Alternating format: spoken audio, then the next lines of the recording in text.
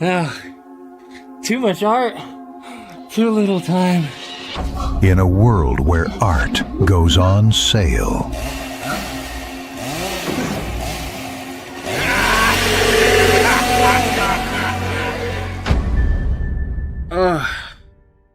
Good. It was just a dream. Did you dream about another art sale? Yeah.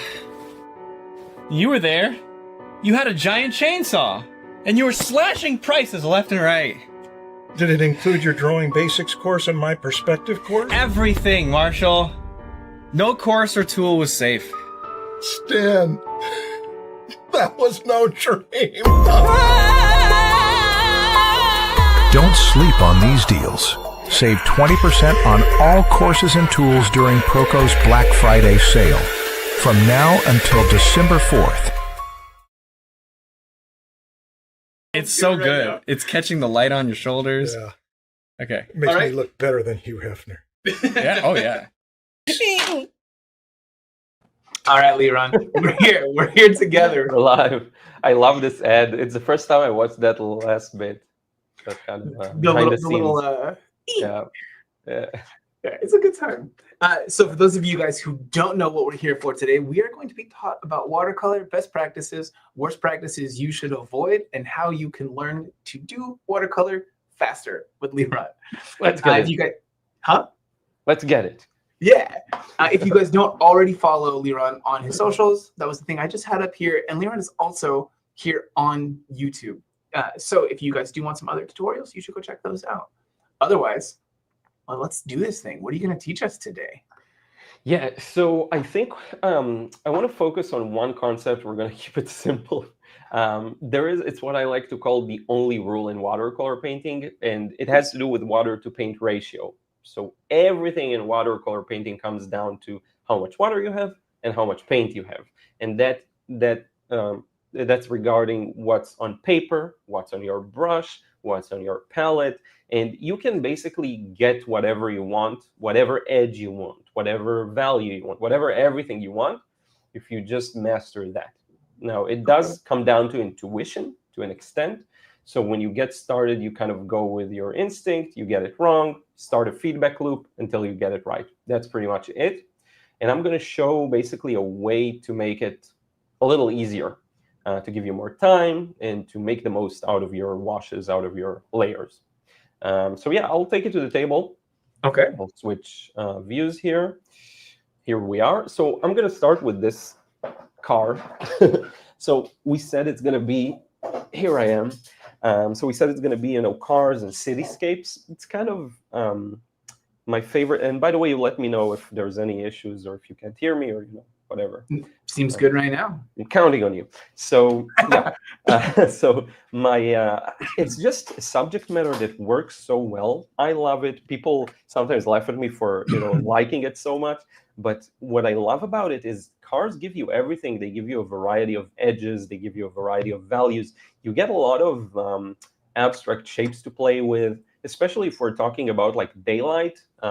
When you have a lot of reflections on windshields, stuff like that, it's just very, very beneficial to learn. And I did like a 100 car challenge where I basically painted 100 cars in the span of two years or so. Dang. And I compiled it actually into a book, and it was very, like, my cars when I got started are so different from what they are now, and I was able to really, I think, master a lot of elements of the subject matter. I wouldn't say completely, because there's always room for growth, but yeah. So is the book still available? yeah, it's on Amazon. If you just search for Painting a Masterpiece, you'll find it. Painting a Masterpiece, Leron, Painting a Masterpiece, Watercolor, you'll find it. So we're going to focus on monochromatic for a while. I just want to go, black and white. What you see me doing is kind of playing around with just getting a feel for how wet the paint is. And just to give you a bit of a demo to the side here, right now we have a pretty wet paint, right? So if I hold it to the light, you'll see there's a strong sheen. Okay. Oh, thank you. Got the full title. Nice.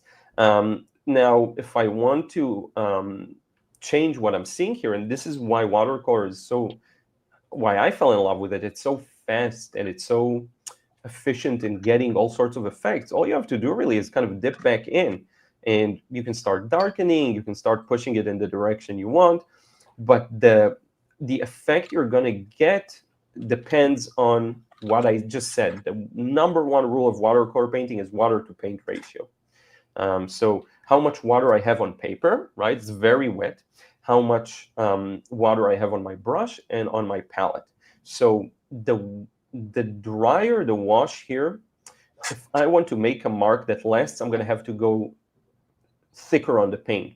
You always have to go thicker than what's on paper if you want the mark you're making to last. If you hit the sweet spot, you can get very soft edges that are still quite controlled. And that's how you see people that paint like super realistic portraits and hair and all sorts of things in watercolor. It is possible, right? Few can do it like full potential.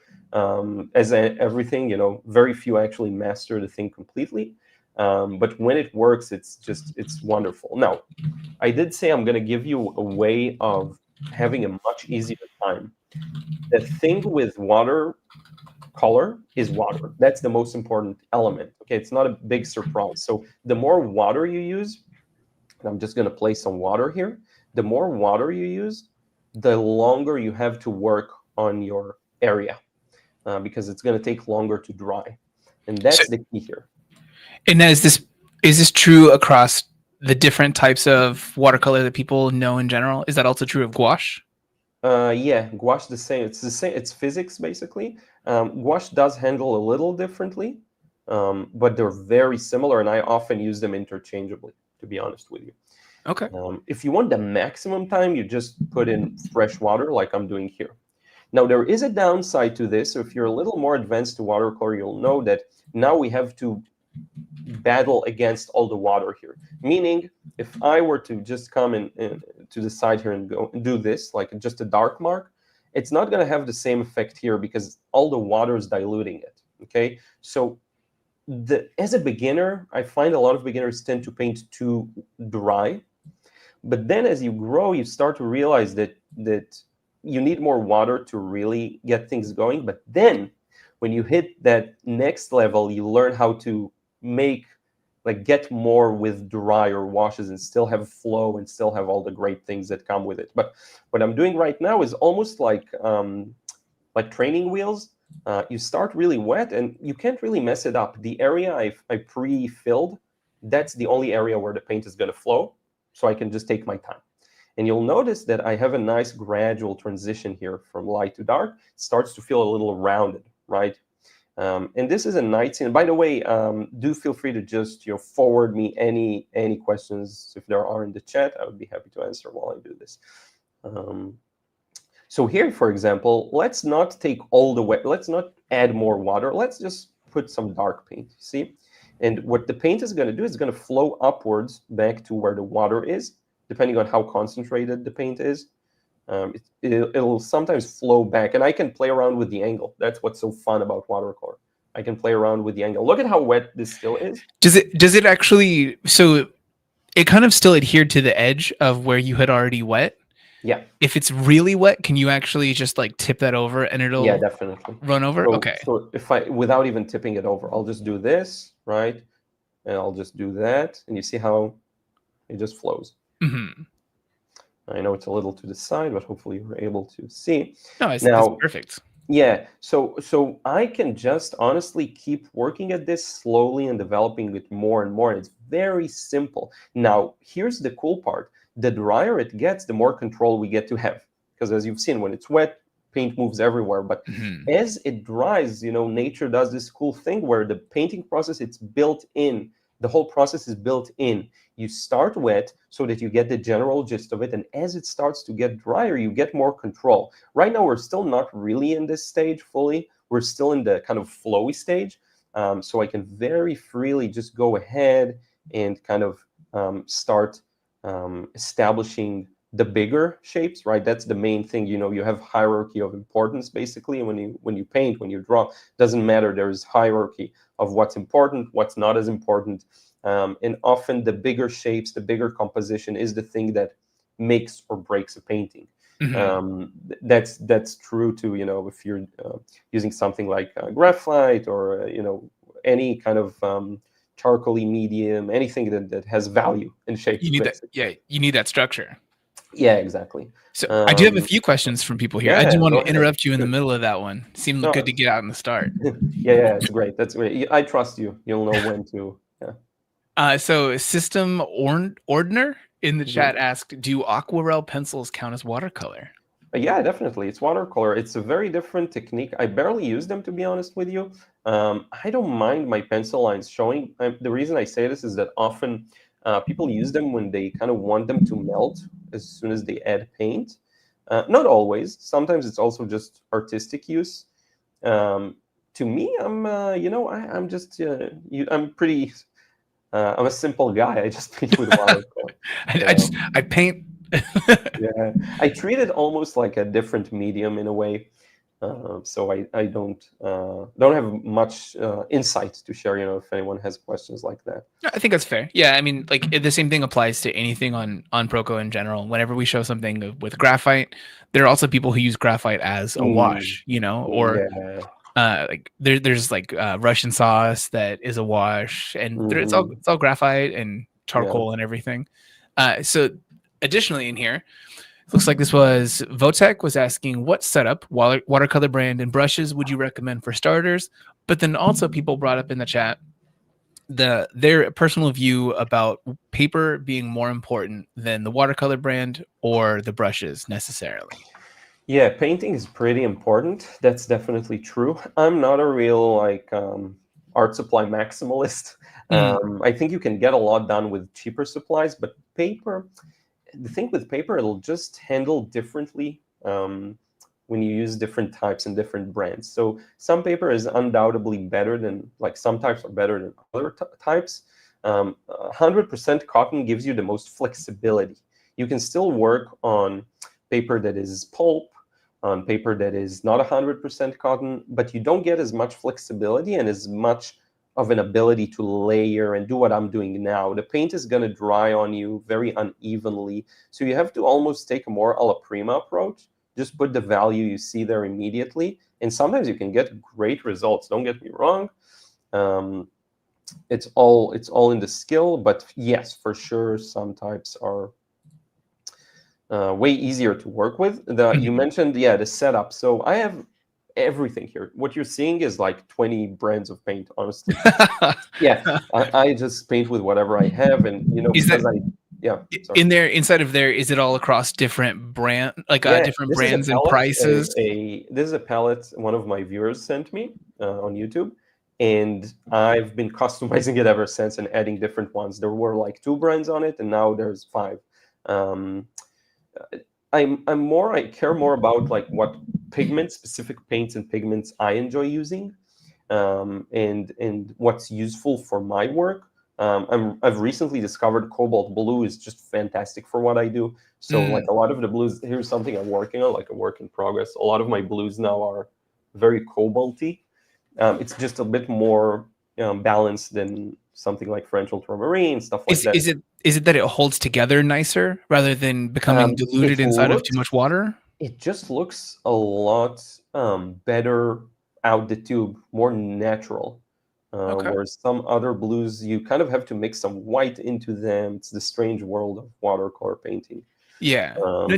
Watercolor is definitely a space where you so directly have to deal with the characteristics of like the actual physics and chemical bonds of the pigments more than a lot of others. The time frame is so short, so you kind of have to, Like, for example, now I want to leave this mark here. I want to show this little grill part here. But I feel like it's almost a little too wet. You have to be patient, see the sheen.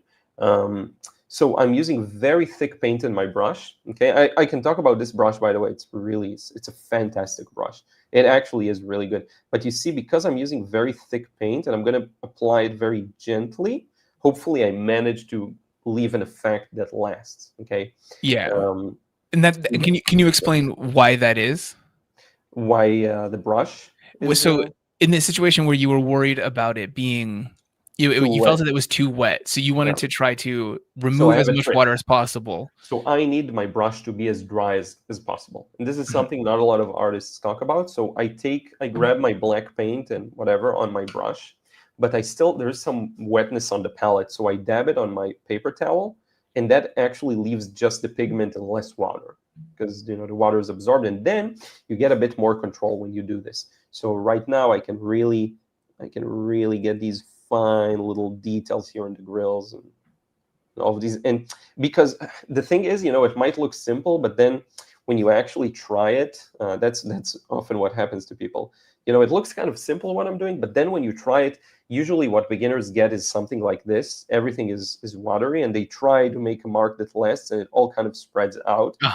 And it's fun, and it's fun to play with paint like this, but then you don't mix a strong enough pigment here on the palette. That's the thing. Usually beginners make this mistake, and you think that what you're putting will show, and it doesn't. Now, sometimes beginners go the other way, and they fill in like a large area with relatively, I'd say, dry paint, and kind of treat it like a coloring book. So let's say I have this entire shape I want to fill in, and they're very pedantic, and they lack confidence, and they try to kind of fill in the whole shape. And by the time you kind of get to here, you're starting to get backgrounds. Because what happens is, remember what I told you about water to paint ratio, you want to always meet, let's say you have one shape, you want to meet it, if you want them to connect, you want to meet it with a similar level of wetness. It just makes sense, right? If it's a different level of wetness, one shape is going to dominate over the other, things will happen. So by the time you got here, this started to dry, and what you have on the brush is still wet, because the brush preserves wetness. So you end up with a very choppy, uneven wash. And, it might not be super visible at first, but once this dries, it won't be this fine smoothness. It's going to be like, and I even had some paint run into that. So it's a lot more complex than people think. But the thing is, ultimately, you just want to have this in your intuition. It's very hard to paint when you think about it. So I'm a big fan of kind of trying it out a lot until it becomes second nature, Yeah, which I think people can get really precious about the idea of their materials, that they probably got too expensive of some in the beginning when they went to learn, and then they get to this place where they don't end up actually exploring and getting that mileage and experience in to learn what works and what doesn't. Yeah. I did want to follow up. Earlier, you had talked about the idea of someone using paper that didn't have a higher cotton content in I'm going it. to lift now, by the way, so I'm saying what I'm going to do. Yeah, it is very possible to use paper that has lower kind of cotton percentage. It's just going to behave a little differently. And you have to kind of practice whatever materials you're going to use, practice those and master those. I'm a big fan of that. Absolutely. Yeah. So in that situation, I just wanted to go into the idea so a person can understand and know why that's happening, so they can try to offset that and learn what that water ratio might actually be for them, or like just the maximum like soak percentage they can get to for the paper. In that situation, the thing that's happening is that the paper pulp is expanding and then drying, and it's using that it's losing the absorbency and space that it has in it. That's exactly what happens. Yes. So it's becoming more like kind of like printer paper almost, and so it's not ideal anymore. Yeah, it's no longer absorbent. It's like the surface. Things are on the surface, and when things are on the surface, you lose the thing that made it a watercolor paper in a way. It's just a thick printer paper, Yeah, the thickest printer paper. Yeah. And so for cotton, the thing that you want, if you can talk about that a little bit, for a person who is looking at the materials but is price conscious and trying not to explore too much. Yeah. There are a few, I would say, brands that kind of dominate the market. There is Arch, there is Saunders Waterford, and there is Bauhong, which is relatively new and really, really good quality. I like them a lot. I would say there's a bit of reflected light here, and I kind of wonder, so just to share with you, like, should I lift this or darken that? And I think, just funny enough, visually, it will be more pleasing to lift a bit of the reflected light. So I'm just going to see what will happen. A lot of the things are born out of just experimentation, So yeah, I think that worked. And so, what is it that you're using for the lifting that you were talking about? Same Is that brush, just a dry brush? but you really want to dry it. Yeah, so you have this piece of paper, you really dry it all the way. Yeah, that's how you And get is that. and is this any so like for a person who's an absolute beginner looking to learn Yeah. watercolor? Do you have exceptionally expensive brushes here? Yeah, this one that I almost never used, Winsor Newton, huge one, is like I don't know what's considered exceptionally expensive. I think it's like 150, 190 possibly dollars USD. This one's pretty pricey as well. Oh no, this is an $80 one. So I think I thought I had a more expensive one, but most of the brushes aren't that expensive. You don't really need the expensive brushes, actually. That's the one thing you don't need to spend much money on. Mm-hmm. Do you think it, and is that just because it's just this conduit for kind of pushing water and pigment around rather than like Yeah, it needing exactly. to absorb? You do need them to do their job. There's like a crap tier you want to avoid, and then there's like decent enough, and then there's way too expensive that you don't need. Yeah. That's kind of the tiers I have noticed. So the thing that the things that we're talking about here today are the water to paint ratio and Yeah. now cost to quality ratio. Yeah, For exactly. supplies. Yeah, if you want to become successful, you have to master the ratios. That's how it goes. We did have another question in here. Yeah, definitely. So Moisa had been asking, could we have used gouache instead when putting in the dark details on the front? Do you ever bounce back and forth? Not for darker bits, but for lighter bits, and I can show that if people want. I just use them interchangeably. I have what's called Designer's Gouache by Winsor Newton here somewhere. Oh, I actually ran out of that tube, so yeah, there it is. It's almost done. It's maybe you'll see it here. It's something you can use wet and wet, really same as you would with watercolor, funny enough.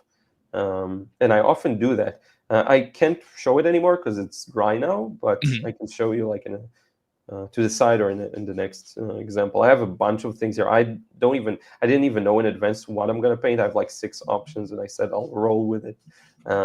Usually tends to be the best results when I go with my gut. Absolutely. That's also what happened yesterday with our stream with Marco Pucci. Mm-hmm. He had just pulled out we had talked about him doing something differently before as the thing that he was going to paint. Then he took his kid to school in the morning, saw a house that looked nice, took a picture with his phone, and that's the thing he painted. Yeah, and he's brilliant. So, whatever he tackles probably has a way of turning way more interesting and kind of colorful. I love it more. Yeah, he mixed a lot of variation into the whites because it was a white house, like a slightly warm white with snow on top of it, and then a cloud-filled sky. So he was balancing and adding color variation into all of those different whites. That's a very fun one. But don't go watch it yet, guys. If you're here watching this, you're here. You're stuck for the next hour and a half. Yeah. No, watching it live is much better. So you already missed your shot. So now you're stuck on this stream, and it's much better to watch this stream live and then go visit there. But Absolutely. I think this is kind of the scene is built. You can continue pushing it basically. I wasn't planning on even adding the background. It's just to give that bit of a night mood.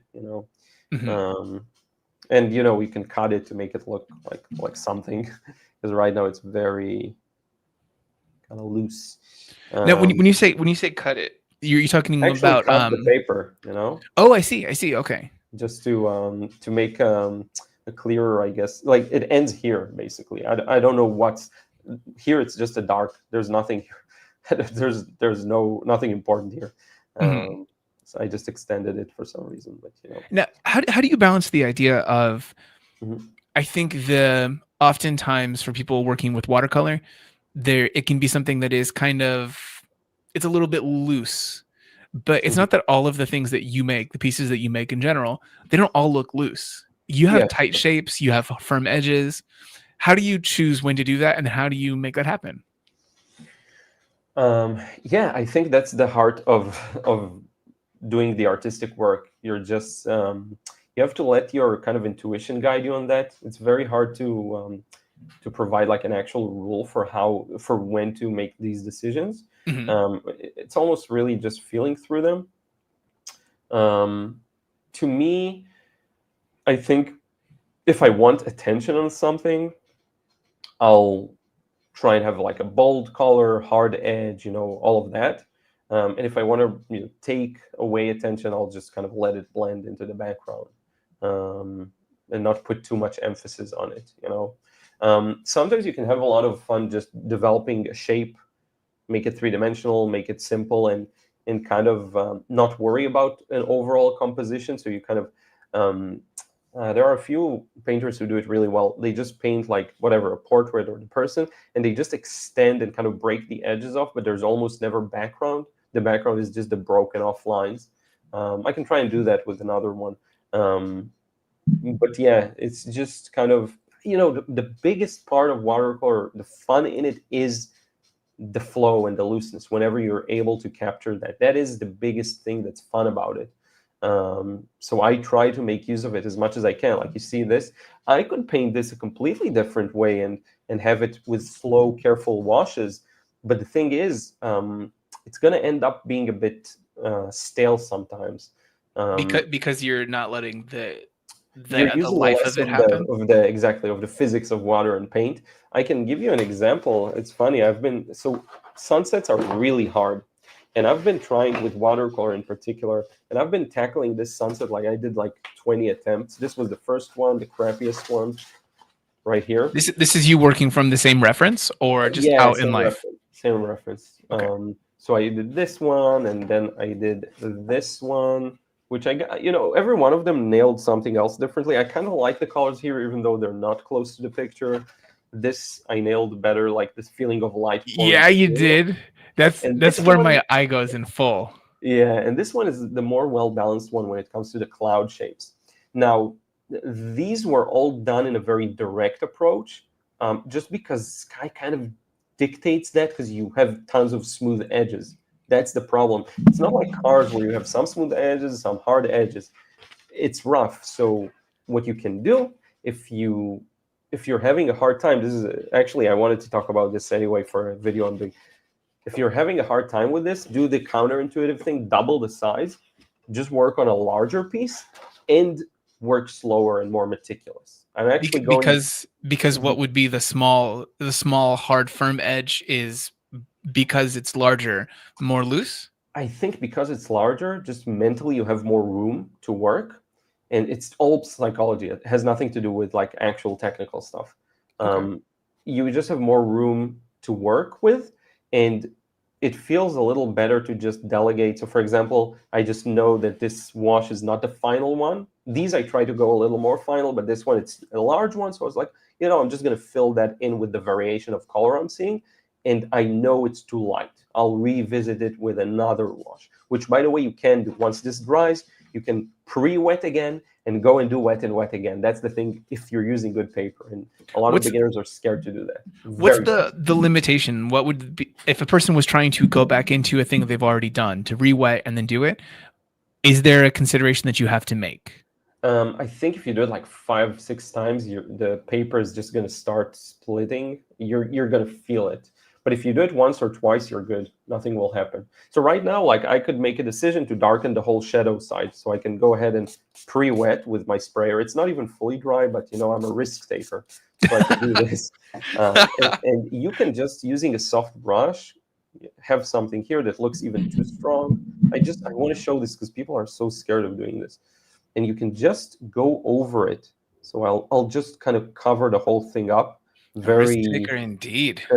Very directly, and very I tell my followers and everyone who's watching my videos, I could probably, whatever your painting is, I could probably, if you send it to me in the mail, I can probably take it from whatever stage is at to a stage where it's complete and perfect. Because most paintings aren't ruined, they're just not yet have been worked enough to reach a satisfying result. Okay. It's just adding another layer, doing another wet and wet, fixing some details, lightening up. Like here, this is watercolor. This is not gouache. white watercolor, there are some lighter areas here in the back seat or whatever. You can just add those wet and wet if you want. It looks quite light, but once it dries, because it's wet, it's going to look more accurate. There's a bit of a highlight here. It's actually not paper white. The highlight here is darker than this, by the way. It just looks like that. Core shadow and everything in the core shadow is darker than the darkest part of the highlight. So, you can do wet and wet with white paint. You can do wet and wet with white gouache. There are no rules, really. I would encourage everyone to explore and kind of figure out what technique they relate to the most and help. And to me, I really enjoy doing wet and wet with gouache. I really enjoy it. Is it so? Someone in the chat earlier had brought up, I think this was Anthony in the chat, had said watercolor dries lighter and gouache dries darker. Do you think that because of those behaviors, you like using them for these different purposes, or do you even agree with the idea? Yeah, for both, it depends on how much water you use. I don't know if gouache is by definition drying darker. It depends on what pigments you use and how much water you have. Gouache is just thicker out of the tube, and it's easier. I mean, it's thicker, but it's actually easier to use in its thick form. Watercolor, it's very hard to work with straight from the tube, and gouache is kind of made to do that too if you want. But then you can decide to dilute it significantly and paint with it almost like watercolor. Now, it is true that gouache is more opaque. So even when you dilute it, the layer is still going to show over the previous layer more strongly. So let's say you have this darker layer. If you paint over it with like a light yellow or a white, you will see more of it. If I take this white that is watercolor and I dilute it with water and I paint over dark, you won't see it. Usually it won't show. Unless the paint is really opaque, because don't forget, watercolors also have different levels of opacity. Yeah. Transparency. All pigments do. It's just that gouache are categorically more opaque. Okay. So they show, you can paint light on dark easily, even when diluted. Okay. With watercolor, you can paint light on dark when not diluted. With gouache, even when diluted, you can do that. So I could glaze like a thin, lighter wash to lighten up some areas. I can't do that with watercolor. With watercolor, you kind of have to, what you can do with watercolor is take the gouache, mix it on your palette to have the right value, and then place it on paper. That can work. And will that be, when you mix it, when you're talking about mixing it over there on the side, does it actually stick to the value that you see because of that opacity? Like what you mix in the tray is what you will get when it dries? Oh, no, not at all. Okay. That's important to remember with watercolor in general. It always dries lighter. So you have to always account for that. Most of my mistakes is I'm not going dark enough at the end of the day. You saw I kind of did another glaze to push it to be darker. That's what happens very often. No, you're seeing the sheen and everything. If I show you this like in a proper camera, you see, it's a little more accurate. Yeah, you can see it alongside the car there. Yeah, exactly. And we can show it later on the main camera. If you'll do me a favor, so since we don't need the reference of the car anymore, can you take that off on your end? Yeah, definitely. And then I can add the next one if you want.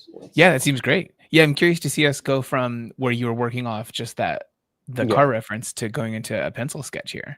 So, so we can do this, or we can do like something a little different. Maybe we'll save that for later. So this is a picture just of people. Yeah, it's a nice chiaroscuro. So this is a picture I took in New York, just people in the street. I already painted it, but I haven't painted it in this format, and I haven't painted it really black and white as far as I remember. I might have. I don't think I have. It's much more complex shapes in this one. Yeah, so it's more complex shapes, but you have to remember, how do you eat an elephant? One bite at a time. So it's just it's just about that. The magical thing, and this applies, by the way, to everyone who's watching, whether you're a watercolorist or oil painter or you use graphite or whatever you use, pencil. The thing where often I think the thing that separates beginners from more advanced and masters is just I don't want to say the patience to see it through to the final result, because it's not about patience. It's not like I'm struggling and I have to be patient. It's the belief, the complete belief that I will push it to the final form of what it needs to look like. It's not even delaying gratification. It's just understanding that there's a long chunk of the painting where it's just unfinished, and you're taking it towards its completion. Like this painting, it's not finished, it's still work in progress. That's why it looks like this. Some paintings, you get lucky. They look good even when you work on a small section. Not always. So something to remember. Okay. To me, yes, go ahead. I was just gonna say, I'd be super curious to see an entire video just about how you did the light on the sunset, on the one that has that most Yeah, like light bloom characteristic. Yeah, I'd be curious to see that in the future. yeah, it's a strong illusion, but it's relatively simple to achieve. The technique of watercolor might be complex, but it's pretty easy to achieve. I can do a quick one if you want later. Yeah, no, I'd love that. But in the meantime, we're here with these guys in New York. Yeah, exactly. So I don't know. They look really interesting, so I decided to paint them. So here's the thing. This is the easiest way of painting. This is really just you put the different shapes you're seeing. So I'm seeing, dark here on the face. So I'm just going to put this dark. The hair is relatively dark. Now, there is a lot going on here, actually. The paint does go lighter towards the edges. There's a lot of small nuances, but because you get to focus on just the shape you're working on, that's the fun part. See, that's the fun part. You get to focus on this area for a while, and you can kind of nerd out on it, and you can really develop it in a way that you find interesting, and that's just the process. That's how it is. It's not necessarily this always super exciting thing. It is fun though, because you feel through the paint and how it behaves. And like right now, I reached all the way to here, and there's a strong dark shadow. I don't feel like letting this dry. I'll just connect the shadow on the collar of the shirt.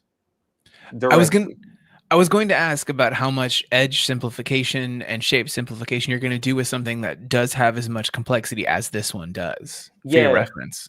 The way I usually treat edges is, and we talked about this before, but I pretty much, if I can connect things together, I will, especially when the value and the colors are similar.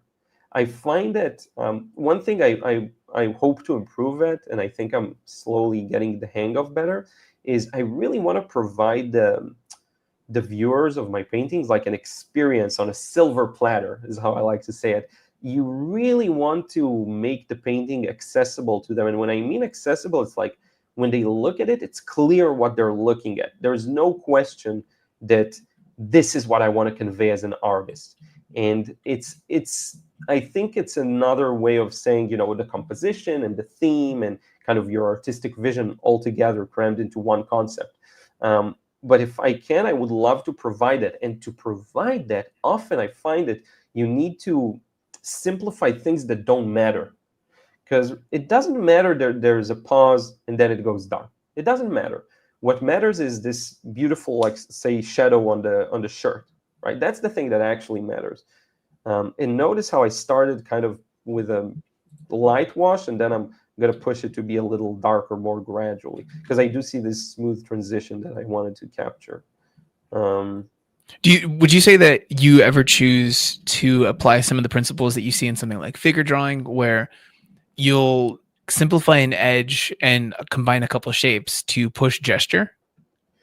Yeah, for sure. For sure. If it makes sense from a gesture standpoint, I might end up combining a few shadows. Let's say I'm trying to envision exactly like what this would entail, because I barely do any figurative. And to be honest with you, figurative is not hard for me. It's actually quite simple for me. It's very easy for me. I know some people have a hard time with it. I'm not talking about drawing and anatomy. I'm talking about painting it, because painting, you're really focused on shapes, and I think that's something that I have an easier time with. Mm-hmm. But for sure, like, I can imagine just merging a bunch of shadows if it makes more sense for the overall composition and gesture. For sure, you would see it. Yeah, it's almost like, how sometimes artists on purpose go lighter than something is, because then you can show the little details within the thing. You see it a lot in very stylized portraits where you have two light sources and you have a strong core shadow, and then they exaggerate the reflected light to the sides. That's a totally something that they do on purpose to again, to give that experience to the viewer, almost on a silver platter, to really provide something that satisfies the eye and the brain, mostly because the brain interprets it. So you really want to, that's me, you know, everyone treats art differently. Some will say it's about a message, some will say it's whatever. I'm too simple for that. I do like I like the areas that you chose here. So you're pushing those highlights, kind of like you talked about. You've brought up the midtones of it into the highlights to get that kind of complexity with inside of the fabric. Yeah, and But you know it still reads convincingly. Yeah, and you know, some areas here could definitely be a little darker. I can kind of go ahead and over these, just, you know, apply some paint, and it's fine. Nothing's gonna get destroyed because of it. And then I can kind of smoothen out the edge again.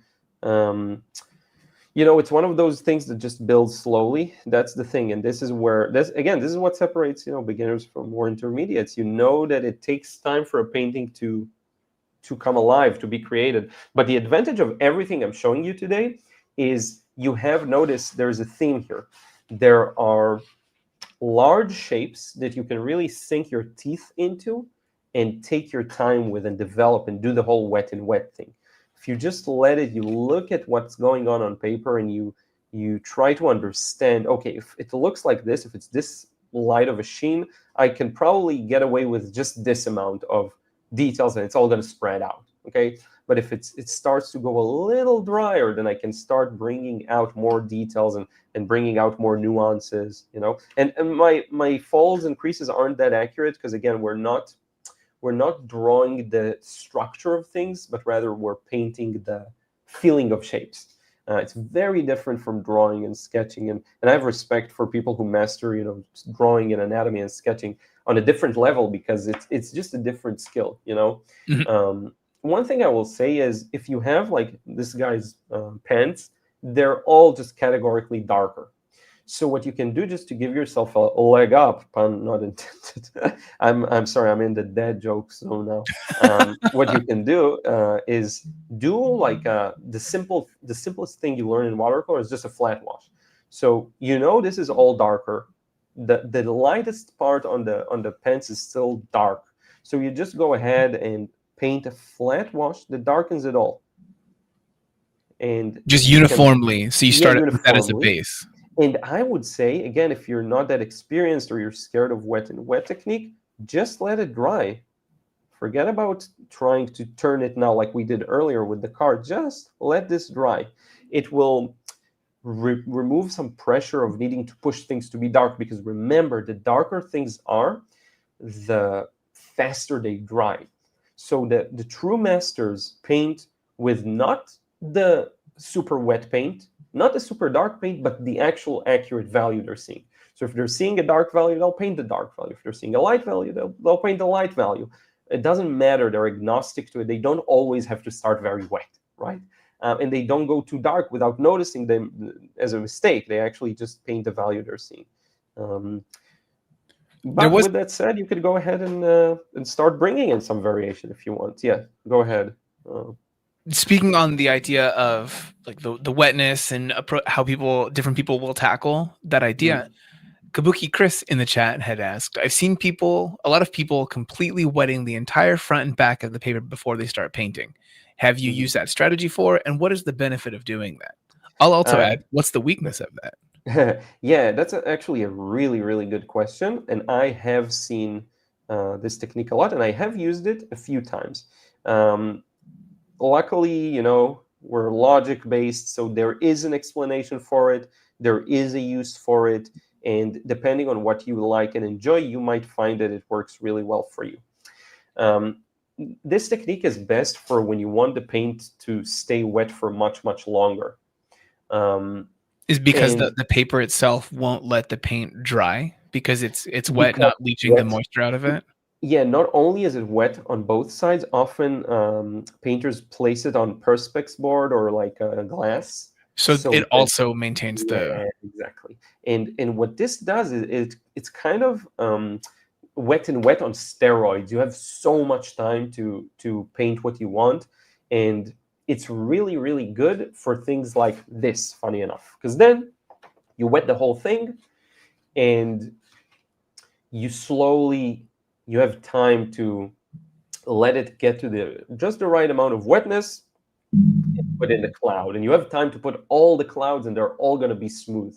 Now I will say this, the number of times I've seen people use this approach when they had zero use for it is high. Because it's kind of, there's this fear that the paper has some white on it and you want to kind of get rid of it. It's called an underpainting. Often in watercolor, I don't know if it's a technically correct term in the art world, but they call it underpainting. It means just getting rid of the paper white to remove the pressure and kind of put paint everywhere. In truth, you actually set up the atmosphere and the temperature, but most people do this just because that's what they've gotten used to. I often paint wet on dry, meaning for this wash of the sky and everything, I just painted it on dry paper. I didn't pre-wet the whole thing because there's no reason to, because what's the disadvantage? It's what I said earlier. When you have so much water, it's hard to produce a dark value. So you have to wait longer and you have to hope that you're able to power through enough, get enough pigment, not water, to make it strong enough of paint. In truth, you can squeeze the painting time and just work wet on dry if you want, or just pre-wet one side.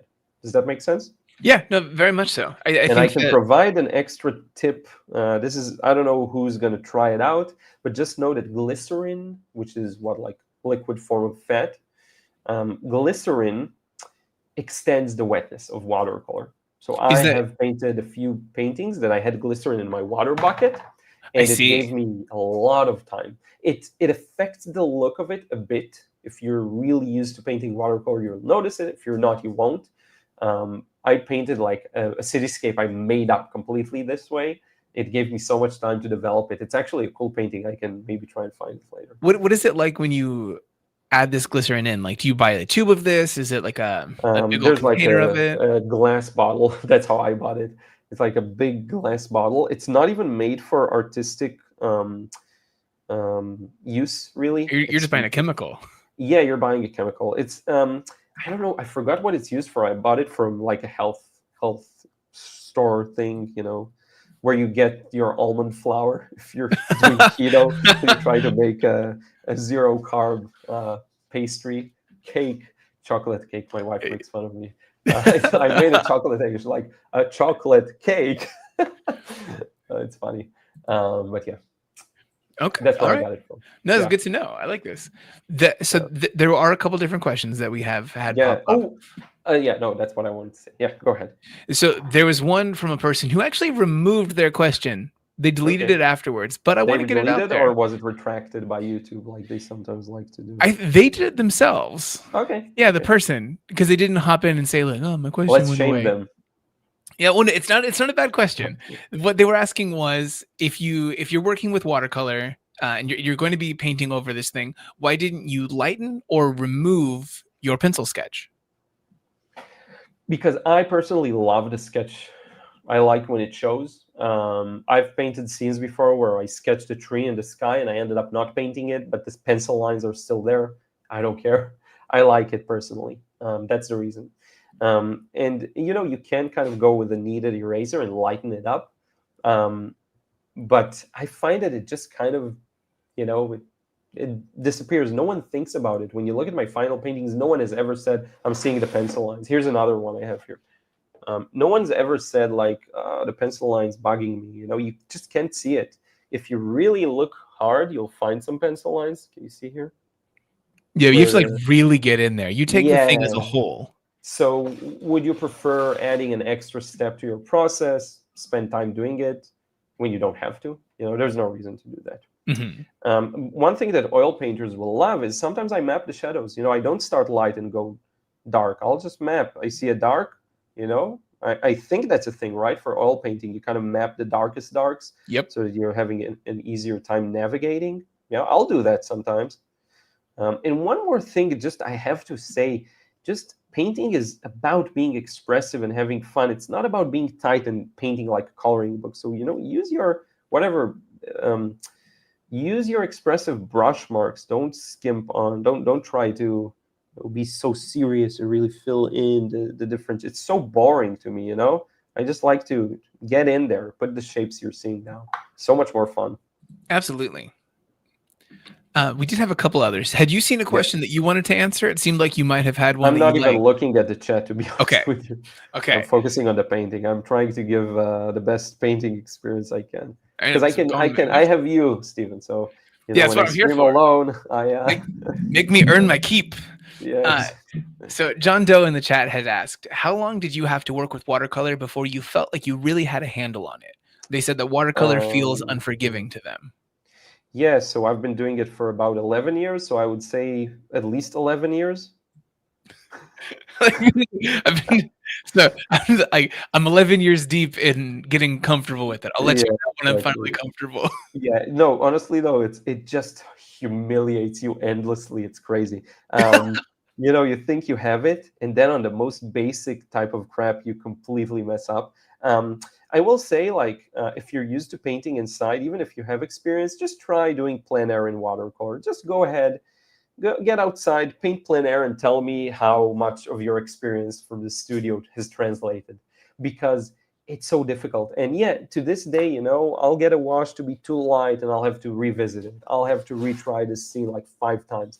But if I were to give a proper answer, I think the first time I produced something that I would consider a masterpiece, it would be in 2022, if I'm not mistaken. So still a few years into your time with it. Yeah, it's been like 8 years into it, probably. That would be OCD, the painting that you've shared in Proko's account a while back, like the restaurant interior. I'd say that's the first one where I was like, this is a masterpiece. I've had great paintings before. I've had good paintings, really good. I sold a lot of paintings, but this one hits different. It was just a really serious step up.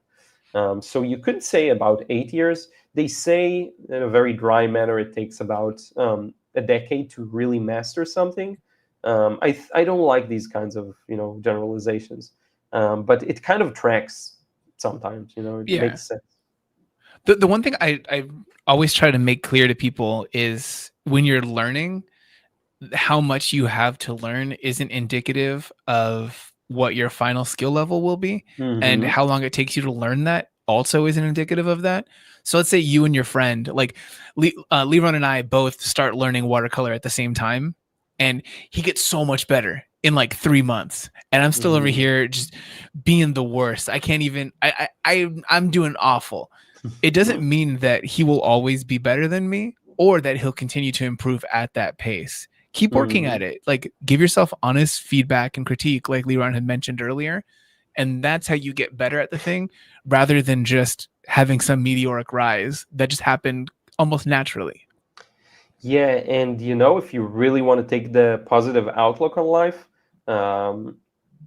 you will, if say you and a friend really embark on a journey of mastery, at some point, your potentials might be different. Someone may end up being better technically than the other, but what no doubt will happen, you will, if you take your skills to the maximum, and when I say skill, I don't mean technique. I mean like skill, intuition, understanding of visual elements. When you take it to the maximum, everyone is going to be extremely unique. That's what you see with all artists who they end up at some point breaking away from the path of least resistance, or the most common way of doing things, and they make their paintings more their own, more personal. I think it's just it is a checkpoint by definition on the path to mastery. Your paintings will become very, very unique at some point, and you won't see any of the masters, really true masters, that don't have that. in them. It's almost like, it's a fun analogy to make, but like almost like if you're a content creator, if you make videos on YouTube and stuff like that, even not like in the art realm in general, your biggest brand, even as an artist, it is true, but your biggest asset is who you are, the uniqueness of who you are. That always shines through the art, always, one way or another. I'm seeing this in students, and it's so fun to see. Sometimes you don't see it, but sometimes you see like the way this person does something is better than me, and they're like a year into it. And a lot of my students are different from me. They're more hobbyists, so they have no like emotional baggage around the art. They don't need to sell. They don't need to, none of that. They're just doing it for them. exploration. They're doing it. I'm their servant. They're doing it for the entire connotation of art is freedom.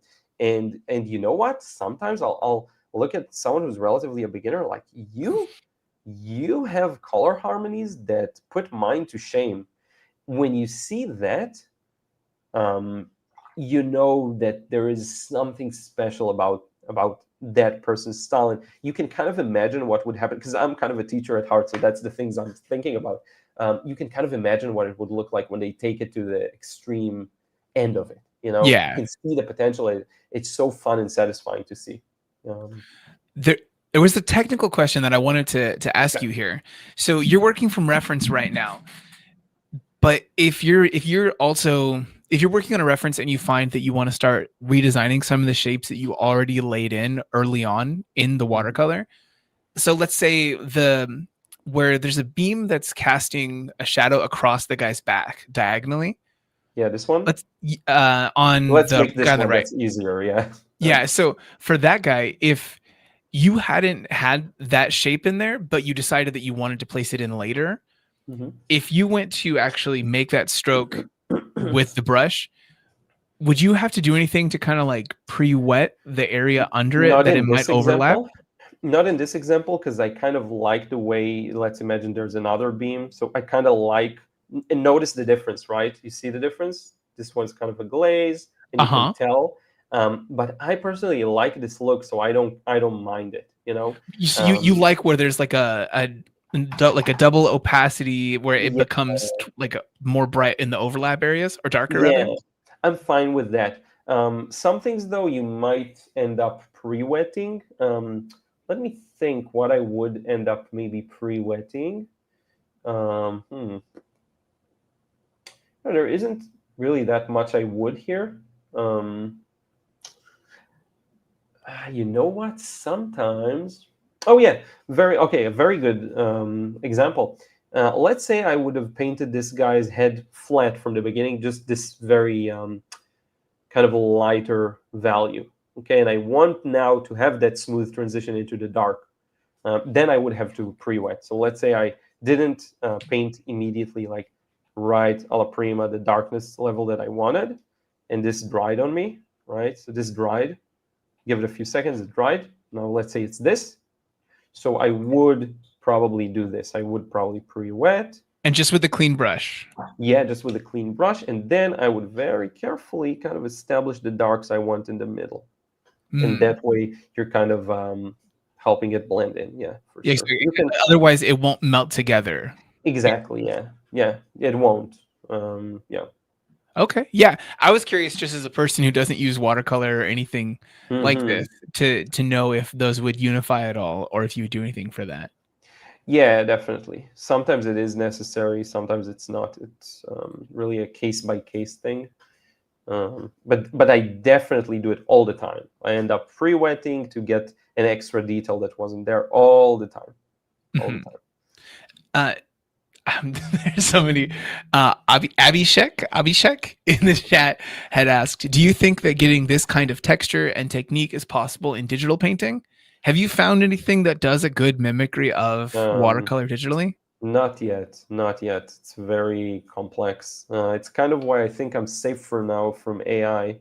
It can't make these shapes. Yeah, exactly. When you go on Facebook, there are so many kind of stupid posts. It's AI art, and no one knows. I don't know why they don't know. I don't know how people don't know that it's Dude. AI art. Yeah, it's so evident so strange. often.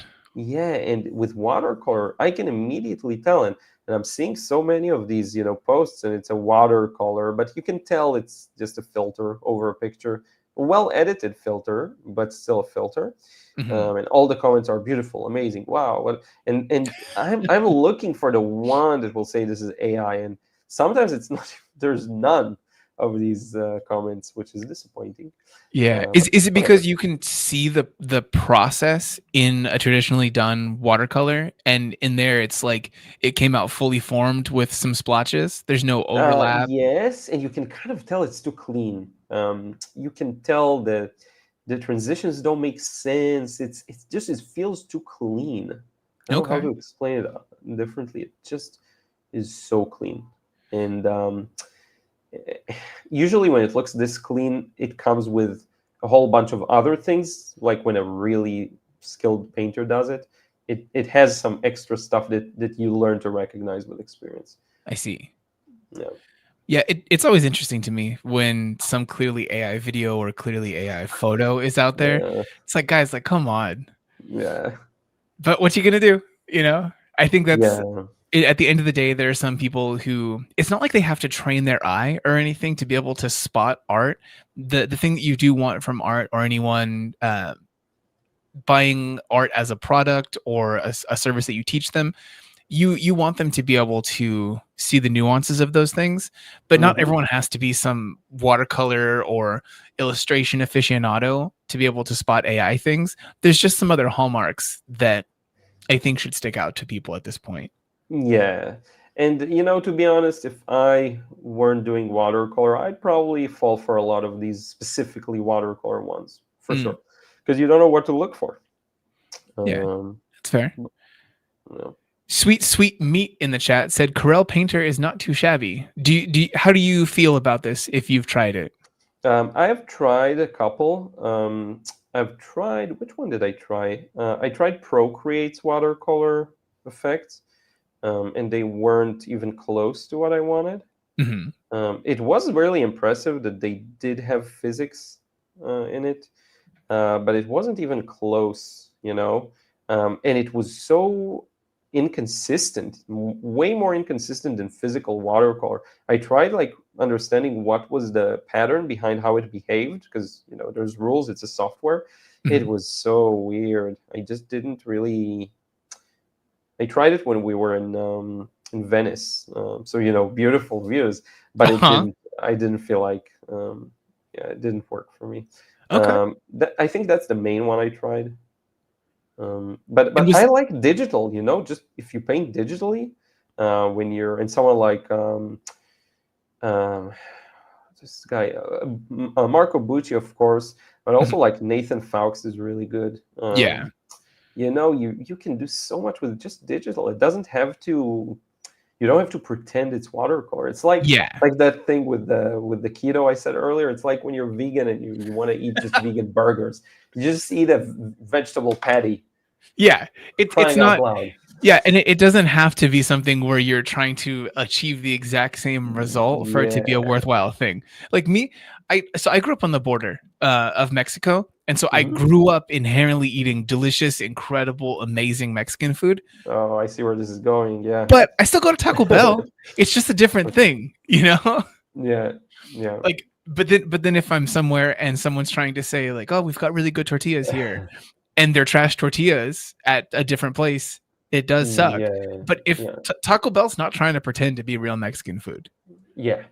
Yeah. It's good. It's a good thing. yeah, everything has It's its own the strength. uncanny valley of tacos. You don't want to go there.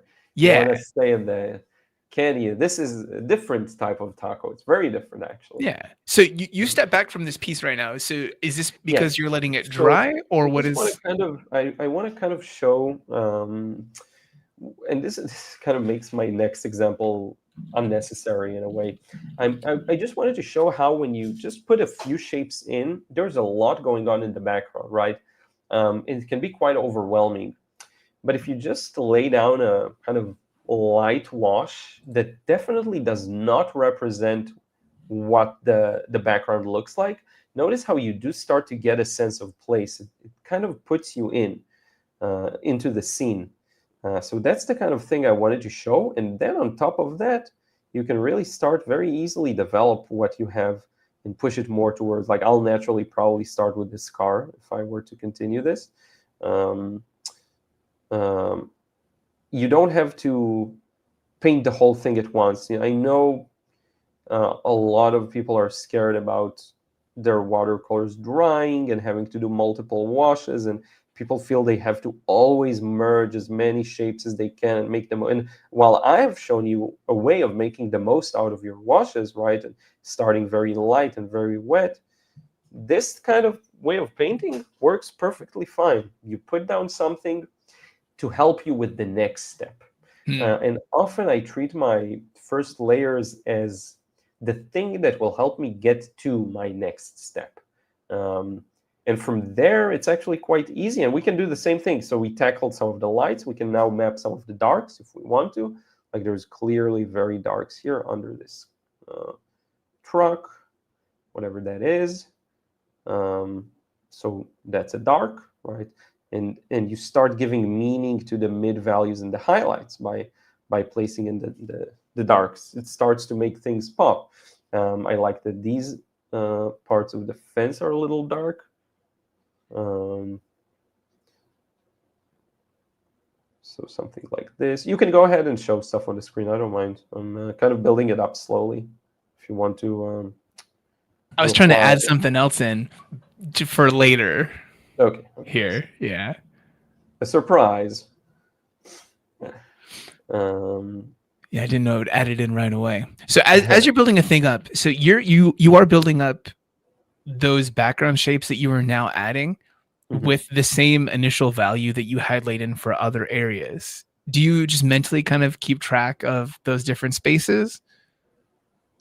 So, or like, does it ever compared to the people, for overcomplicate? example? So what on the outside here, when like you had a framework already built that represented the scaffolding on the side of them, that was all there. But then now you're going through and adding in that light value for the truck in the outside, the background, and everything. Do you mentally just kind of keep track of those, or does painting that in the same value not present any difficulty for you at all? No, it's not. It doesn't present any difficulty. Okay. It's different from colors. For colors, it would be a little differently. I'd have to spend some time and make sure I mix the same color. Colors are still the bane of my existence, in a way. They still give me a really hard time sometimes. But with values, it's completely automatic. Like, this is a fun way of looking at it. You see, there's a tree that's kind of going on from up here to down here. Now, I know it's a tree because I kind of can see, but even if I don't care what it is, I'm just going to place it. See? So there's this shape, and then it goes behind this, and then it comes back here. And I'm like, yeah, that's cool. That's a shape that contrasts with the guy's shoulder, you know? That's often how I treat these things, very painterly, you know. That's the thing I enjoy most, and sometimes it's really hard to do that, and it can be very frustrating. If anything frustrates me about painting is when I am not able to, at the moment, just see beyond the illusion of what's there. You know, you're not painting a nose, you're painting the shapes, the shadow that the nose casts, and whatever, right? And whenever I'm unable to detach and actually just paint things the way I see them, that's the source of my suffering, if anything, you know. But when I'm able to do that, it's just so much fun. So actually, I'm zoomed in quite a bit here, so I don't need all these details. I'm just, because the picture goes like this, but I made it very vertical. So I zoomed in on my computer just so that I can better gauge what, and I think we can develop this one. By the way, you tell me if we're on a time limit. I guess it's we're doing great right now. We're an hour and 8 minutes in, which is pretty fast for having done 2 paintings. And if you guys out there want to learn how to make paintings real fast, you can learn from Liron's watercolor course. Currently 20% off on Proko right now. So if you guys are interested, we also do have payment plans for anyone who wants to kind of like space that out. I know that obviously it's a little more difficult for buying something in a lump sum. So for the right people out there who want that kind of thing, hit it. Otherwise, you guys can follow Liron over here on his YouTube channel. youtube.com/Liron Yan, or on socials, because you guys should. That's all free stuff. It's free education. Liron's very giving with his time and comments. I think in comments both on Instagram and everything, as well as on YouTube. I think he's very giving with the time. So check it out. Yeah, I have more content than a person can consume in their lifetime. So any topic on watercolor that you're kind of wondering, I probably have a video on it. It's the usual response. People email me and they're like, "Can you make a video?" And I'm like, there you go, link sent. Yeah, that's usually the case. There was one recently, someone left a comment on Proko and they were like, "Hey, could you do more anatomy videos?" And I was like, "How do you want more anatomy videos? There's like 300 here on the channel in an organized playlist. Where have you been? Yeah. More than this?" Like, goodness, we covered the whole body, guys. Yeah, so I have the anatomy course, obviously. I have the figure drawing course too, but I haven't finished the anatomy course. I stopped somewhere in the elbow, I think. Interesting. It's such a long, it's, my priorities shifted. I focused back more on watercolor, but it's a deep one. It's just a long course. It's so much value. You get everything, like the whole body. Oh, there's a bottle here. So you see very easily, we just come back with like a dry, slightly damp brush. It's going to make it even better. Because what we're going to do is, I actually painted over it in the previous layer too. Sometimes these things end up being kind of a gift, like an unexpected surprise gift for you. Because now you actually have merged the bottle with the background. You see it just kind of melts into it. Yeah. Which is something I might have not done, So there you go. Especially there's a bottle there. For something like glass, where it's supposed to feel like it has, or plastic, whatever the material may be. Yeah, it's kind of it feels like the idea of you seeing something through it almost. It's interesting. Yeah, very true. And yep. Totally on purpose. Yeah, I meant to, I wanted a smooth edge over there. That's why I did it to begin with. I do think that watercolor does seem to be a thing that people do, and they embrace the mistakes, the things that are these accidents or otherwise inherent characteristics of a medium that is so flowy and free moving at times. Yeah, is that something? Did you have to learn that, or were you primed mentally for that? That's a thing you're also, I'm still learning for sure. The paint does some beautiful things very often, and you miss it as a beginner. You have this certain vision in your mind that you're trying to go for, but you kind of had a beautiful shape and you got rid of it, or you kind of did something that worked and you didn't see it in time, and then you kind of undo what you've done, and it really hurts the impression. Or there's so many missed opportunities that if you're unexperienced, you just aren't going to notice. Mm-hmm. So for sure, it's something it's mental. It's 100% mental, but it kind of comes with experience. Just the nature of how these things work. Just with time and experience, you learn to not miss these beautiful opportunities to make something of all the little mistakes. Bob Ross, all the happy accidents. It's actually true with watercolor. I think if you can have some mental flexibility and see things, as a kid, I could always see faces everywhere, like a towel crumpled up and I see a face. Cars had expressions. I really remember that. And it's the ability to, whatever you got, see the thing you want in it. And once you see it, it starts working. Once it kind of, it's like these illusions where you have the dancer dancing in one way and you have to kind of see it the other way. This one? Absolutely. Yeah. So that same moment where you manage to flip it, it's exactly the same way. It's like, oh, I see the shape. Oh, okay. I see the whole thing now. Sometimes you need a break to see it. Sometimes you need a different angle to start seeing it. Sometimes, whatever it takes, every time is different. Just as to show that example, let's see. Oh, this is. Oh, I can't bring up a good one that's going to show here. Yeah, I wanted to show the illusion, but Oh, It's okay, not okay. coming up cleanly. Uh, there was one other question here that I did want to bring up in the Yep. chat. So this is they were asking how to use black in a colored painting. Do you find that you just mix this in when you're mixing your color, or do you have some other way of doing that? Yeah, there's definitely a fear of using black. It's not completely misplaced because black color is just a neutral. They have biases, that's fine, but for the most part, it's a neutral color, and it has no relations to the colorful colors you're using. So you're running the risk of breaking your color harmony. That's the problem.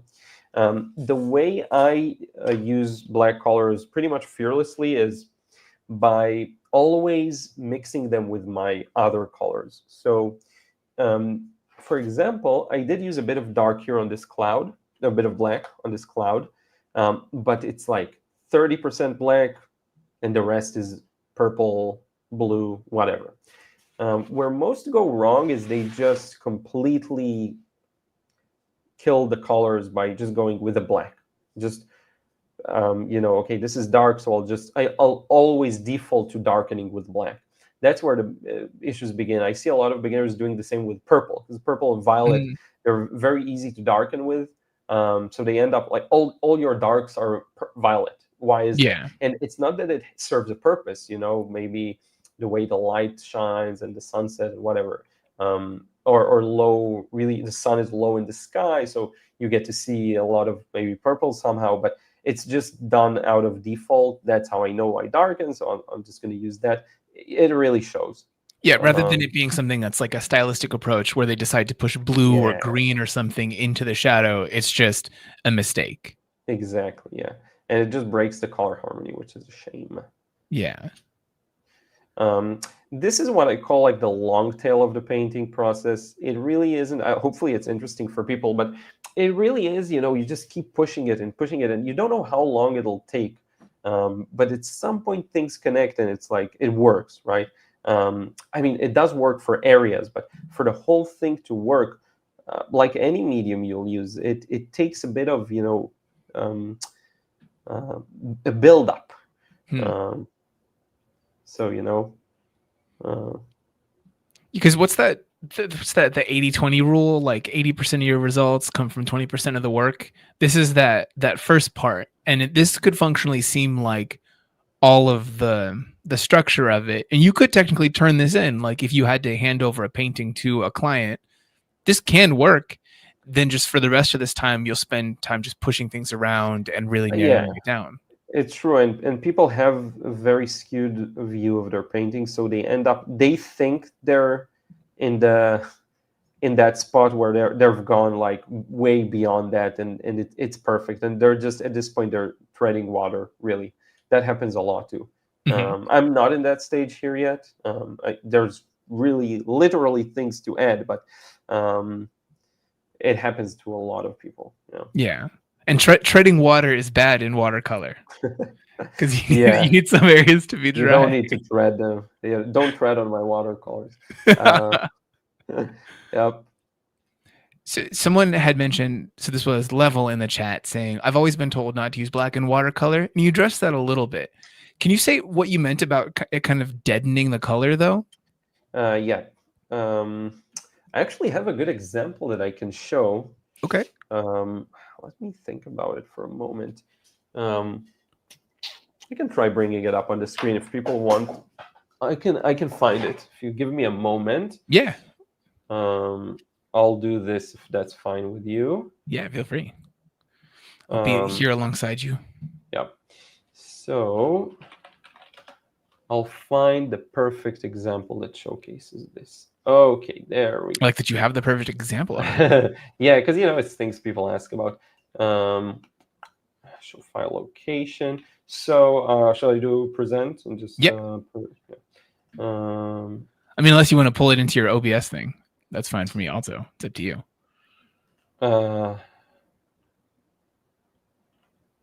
Yeah, maybe we'll do that. I had a serious brain fart. That's what happened. Yeah, you're a dad. You're coming off being sick. Yeah, This it's is gonna happen. 9:23 p.m. So just a reminder for everyone. Yeah. Actually, I'm good at functioning in these hours, but so you see, okay. So we have these two. You don't have to hide yourself. I don't know why it I always think opens. it's just because it'll cut off here. Okay, so there we go. Oh, okay. So I'll you keep can it. see here, to the left is kind of, I'm just darkening with a gray. Every time I see a dark, I just add more gray aggressively. To the right is where it actually has some of the right colors. It's not perfect. It's still very impressionistic, but you see the purple nuances. You see the violets. Now, that after example still has a ton of black paint in it. It's just that the ratio is so much lower. So it's maybe 30% black, just to give you that push to get it darker.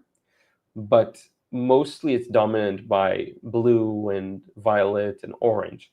Now, the darker it gets, the more it's okay to add black, because at the end of the spectrum of shadows, the darkest darks are just black. Usually they don't have color, right? The local color is obscured by the color of darkness, and that's fine. So for the darkest bits, if you look at like the section I'm zooming in on right now, like the thing that's in the middle of the screen right now, that's dark, so it's fine. It could be a black, but other things shouldn't be like a perfect black. It's kind of a boring thing, unless you're working monochromatically, of course. Now, just to let's see if the context shift works, because if I show you this now, see, I need to darken a bunch of stuff still. So it's still not there, right? There's and this camera always skews, it's much darker. That's the hard part. It'll change the contrast and everything. Yeah, it drives me crazy. It's a constant problem. Like, my forehead is not blown out this hard. This is trash. Okay, I see. Yeah, I don't know why it does that. I wanted to show another thing that's kind of a counterpoint to that. If you end up shading just with this same version of the same color, you also run into problems. So if you're not adding other colors to it, so let me show you. Here's, once again, 2 examples. So and of course the left one is not as finished, but if you shade with the same yellow to the left, it makes no sense. There are windows there. The windows are white. They capture the blue of the sky. So you have to take into consideration reflected light too.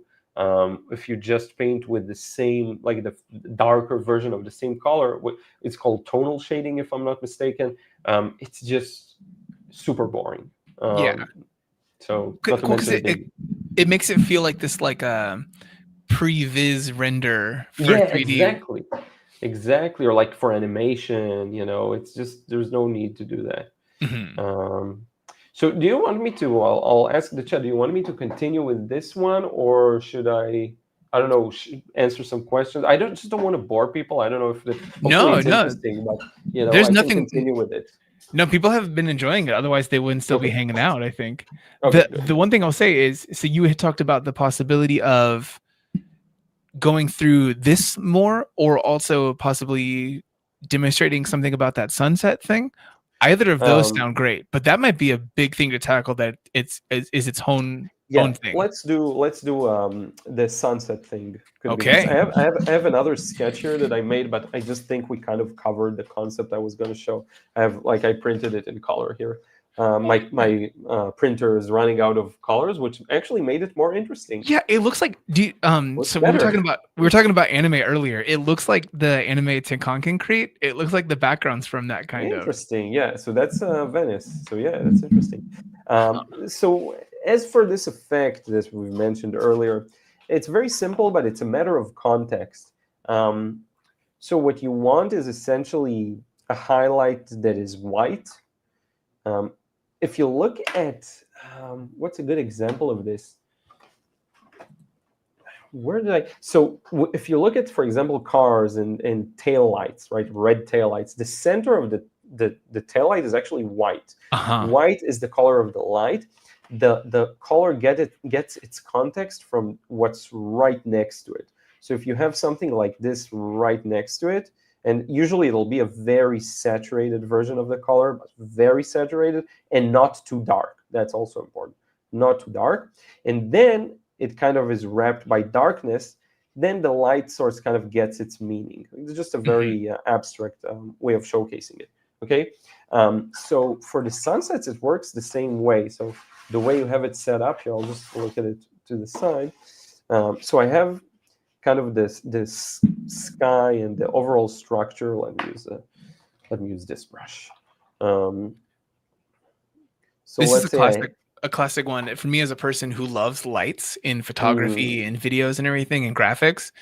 I had to push back against that idea of making something the color for the core of something. Like lightsabers are the one that I cite pretty often for this, because the middle of a lightsaber is more white. It's brilliant. Exactly. Yeah, that's a great example, actually. This is like a great pop culture example. Oh, it's the classic one. Everyone knows Star Wars, you know? Yeah. So I'm going to just do a similar setup to what we have there. So it's like an orange. The idea is to kind of trap a highlight. You want to trap an area that is light, and in the context of the entire scene, it's the lightest bit, okay? So this would be the lightest bit, and everything around it kind of goes dark. So let's say, and it doesn't really matter how you go dark here, but let's say there's some dark clouds, whatever. We're just going to frame this bit of an area. The key to getting this effect is, first you want to start, it depends on what you're looking at, but the sun tends to color things pretty much in its color. So what you'll get is, and my palette's getting like a nightmare. I'm going to clean it. I barely cleaned my palette, as you can see. This will do. Okay, I just need a little bit of an area. So what you'll see is that the shapes kind of start. I went wild there with the colors. The shape kind of starts with like even the mountains or trees or whatever it is in the background kind of starts with a very saturated yellow. So let's say there's like a tree here, something like this. And it has some twigs, whatever. And then it goes up and there's a bunch of trees. But the real important thing is that very fast it kind of turns into an orange, real close to the edge.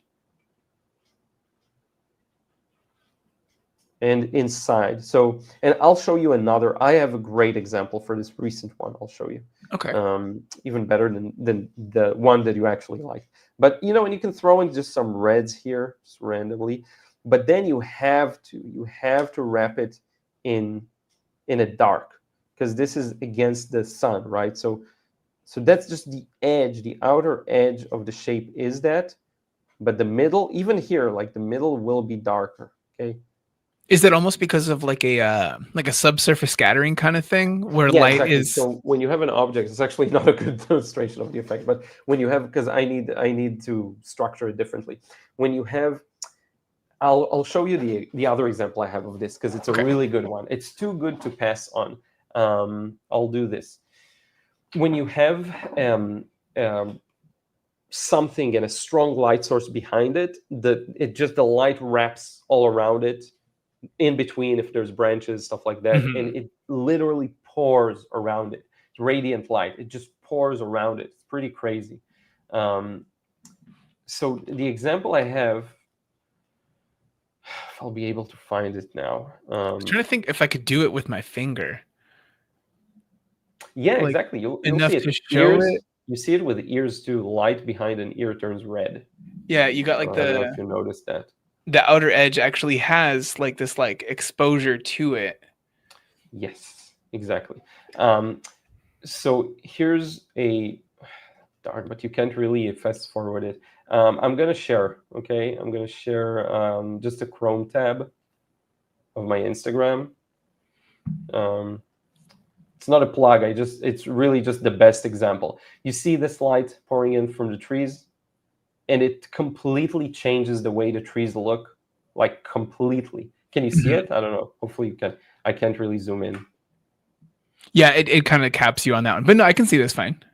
Okay, good. So once you put in the, I wish I could just fast forward it, but once you put in those trees, you know, you think, okay, tree is brown. But actually, it's kind of a red. See, this is the illusion. This is all there is to it. It's just it starts as a light red and then it turns dark, and you just compound the effect over the entirety of the scene.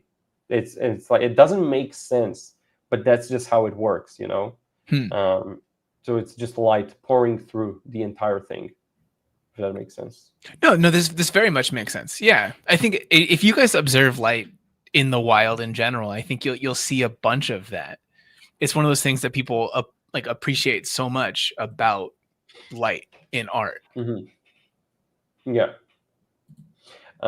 So I think in terms of the demo, I think we're good. Okay. I'll probably continue it and then share it on Instagram or somewhere. It's just it's a lot of just adding more shapes and more details and Okay. No, I fully understand. So I guess the one thing I'd want to say is if you guys are interested in seeing more of those things, that finished work that Liran was talking about, you can find him over here on Instagram, as well as here on YouTube on his channel, Liran Yan. And so if you guys want to find out any more of that stuff, please check it out. Those are the free resources where he'll share a bunch of the work that he makes. But if you want that right now and you don't want to wait to see that finished product that he'll post later, you can also go over to proko.com/Liran to see the course that he has that is his watercolor fundamentals bundle. It's a good one. Go check it out. It's on sale for 20% off right now. Yeah. Liran, did you want to talk about some of the things that you think are the areas that you do want to tackle inside of that black and white? Sorry again. What are the areas in? Hopefully this will work too here. By the way, I think it will work here. Yeah. The effect you want. What are the areas that you want to kind of focus on next in the demo that you had been doing with the two guys walking? So I think it's about, I can continue showing it. I just don't know how interesting people find it. You want us to continue? We can just continue it. I mean, I do think that people enjoy watching the thing no matter what. It's up to you and your time frame and what you've got. But if you wanted to just kind of I'll to the talk idea a bit about the strategy and then maybe I'll do a bit more. Okay. The way I like to do these things usually is it'll be very focused on. In this case, we're working just with values. So all I care about is just to compare and figure out, okay, where am I off? Where is it working? And where am I kind of still lacking in details, right? So the first thing I'll sometimes do is I'll look for the darkest darks and I can kind of spot some of them. So for example, I am seeing some of these, fences here are going a little darker, right? So that's definitely something. The more you start pushing these areas, the more it makes sense as an overall impression, right? And sometimes I find it useful to zoom in really closely on what it is I'm painting, but sometimes zooming out and giving you kind of the full context works so much better. So it's always a kind of balancing act, If I'm trying to figure out if the overall composition is working, I'll probably zoom out really far. But then if a detail kind of eludes me, then I'll zoom in closely. And I also like to kind of squint my eyes and really tell, what's working, what's not. Now, some of the mid values could be darker in some select spots. So like for this guy's shirt, I could go a little darker on it. Kind of bring out, it'll give more meaning to the highlights also, that kind of a thing. So when you have this big circle in the middle, which by the way, I should have kind of wrapped around here now that I look at it, it just gives it a bit more meaning. And don't forget, it's gonna dry lighter. So that's another thing you want to remember. Don't get scared. Yeah, exactly.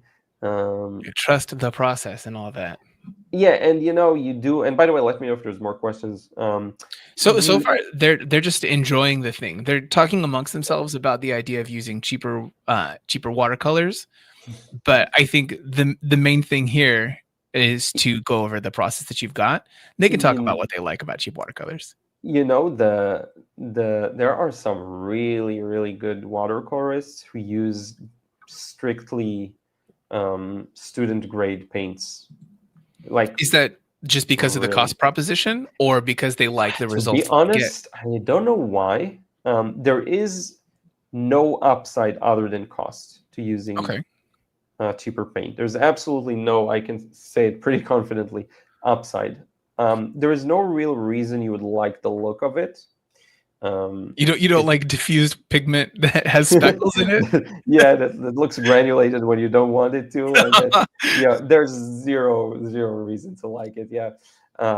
So I have no idea, but I think it's like a mentality thing. It's like, and you know what? They get amazing results with them, which goes to show you more of how the real issue isn't the colors. It's and not even the brushes for the most part. It's the paper. It really is the paper. Okay. Yeah, for most instances. And now when you start getting to the bit of a darker value scale, then there is a lot of nuances actually that you'll start noticing. And I think this was a big challenge for me in the past. It's like you have a full scale of values, as I talked about in that short video we did. You have the full range of values from light to dark, and you'll find that most beginners and intermediates will have this this kind of blind spot around certain parts of the value scale. It's really Okay. crazy to see. Do you think that does that lean towards any particular side of the value scale more Yeah, often? exactly. No, not at all. You know, sometimes they're just playing in the lights and thinking they're going dark enough, and sometimes they're just going way too dark on everything. It's really a bizarre phenomenon, and I think you want to learn what your biases are, and kind of like in life, making it into a life lesson. You want to learn what your biases are. Well, You do don't want you to be know? dumb if you can. Sorry, yeah. Oh no, I was gonna say, do you know yours? Like, what is the thing that you have to avoid? Because I know a couple for me visually. Yeah, definitely. I tend to go often too light, Mm. and not go dark enough. And it's not out of fear, really. It's just because I sometimes don't see the colors accurately. My most serious, I would say, bias, if any, is it's colors related. It's very easy for something like this. When you have a gradual wash, imagine there's no clouds here. It's just a gradual wash from blue to orange. That's what's underneath here. Mhm. It's so easy to always compare the color of the cloud to the background. So when it's blue, my clouds are too warm. When it's warm, my clouds are too blue. It's a weird phenomenon, or vice versa. I'm not actually sure now that I think about it if I said it the right way, but you get what I'm saying. You're very influenced. Yeah, it's such a weird thing. And you only see, of course, you only see it after it happens and feel kind of ridiculous. Yeah, because during the moment, you don't know whether if you have a propensity for it, you don't know if you can trust the thing that you're thinking in the moment, or if you'll overcorrect maybe. Yeah, exactly. Yeah. I personally, I have a huge problem with preferring something being cool. So I can't always trust myself on like white balance for a camera. Interesting. I'm just universally gonna be like, yep, I like that cooler one. That's really strange. Okay. Yeah. I just showed something. I did it, but I didn't explain. It's easier to draw horizontal lines. So I just rotated and then drew the line. And I'm going to do the same here. Now it's okay because it's naturally, it's just a kind of diagonal horizontal. What I like to do for these lines, it's the same principle as drawing. I look at the distances. So I'm like, okay, this leg and then this leg. So I'm just going to connect these lines. And notice how, by the way, I don't care so much about this. You see how it doesn't connect with the shadow? It kind of leaves a mark on it. That's fine. I don't care about that. As I've shown you here as well. If most of the painting you really took care to make things make sense and to blend different shapes together, you have a lot of leeway when it comes to that. Same here. So I want to figure out where the base of this thing is. I'm going to take a left turn. Okay, I got this thing here, and then this kind of a shape. And then there's another on top of that. And that entire thing is going to connect with a highlight that, by the way, I missed, right? So let's add that back in. So there's a bit of a shadow and darkness. But then you see this highlight continues into the lower section. So I could pretty easily, I could lift it too. It should work. So let's try and kind of lift it and see how that works. Sometimes the brush isn't strong enough, so you end up using like just a piece of paper. You wet the area, and that weakens the paint. Yeah, exactly. And every paint has a staining property to it too. So the more staining it is, the harder it is to lift. Just so. Now, is that because of the individual pigments, or? Yeah, usually it's the pigment. Yeah. Okay. So something like a phthalo blue is very staining. It's very hard to lift. It's just naturally that way. There is no reason in theory to have staining colors if you could control it and have them not be staining. It's just better if you can lift them. I don't see any advantage to having. I just think it's a limitation of sorts. You know what I mean? Maybe I'm wrong.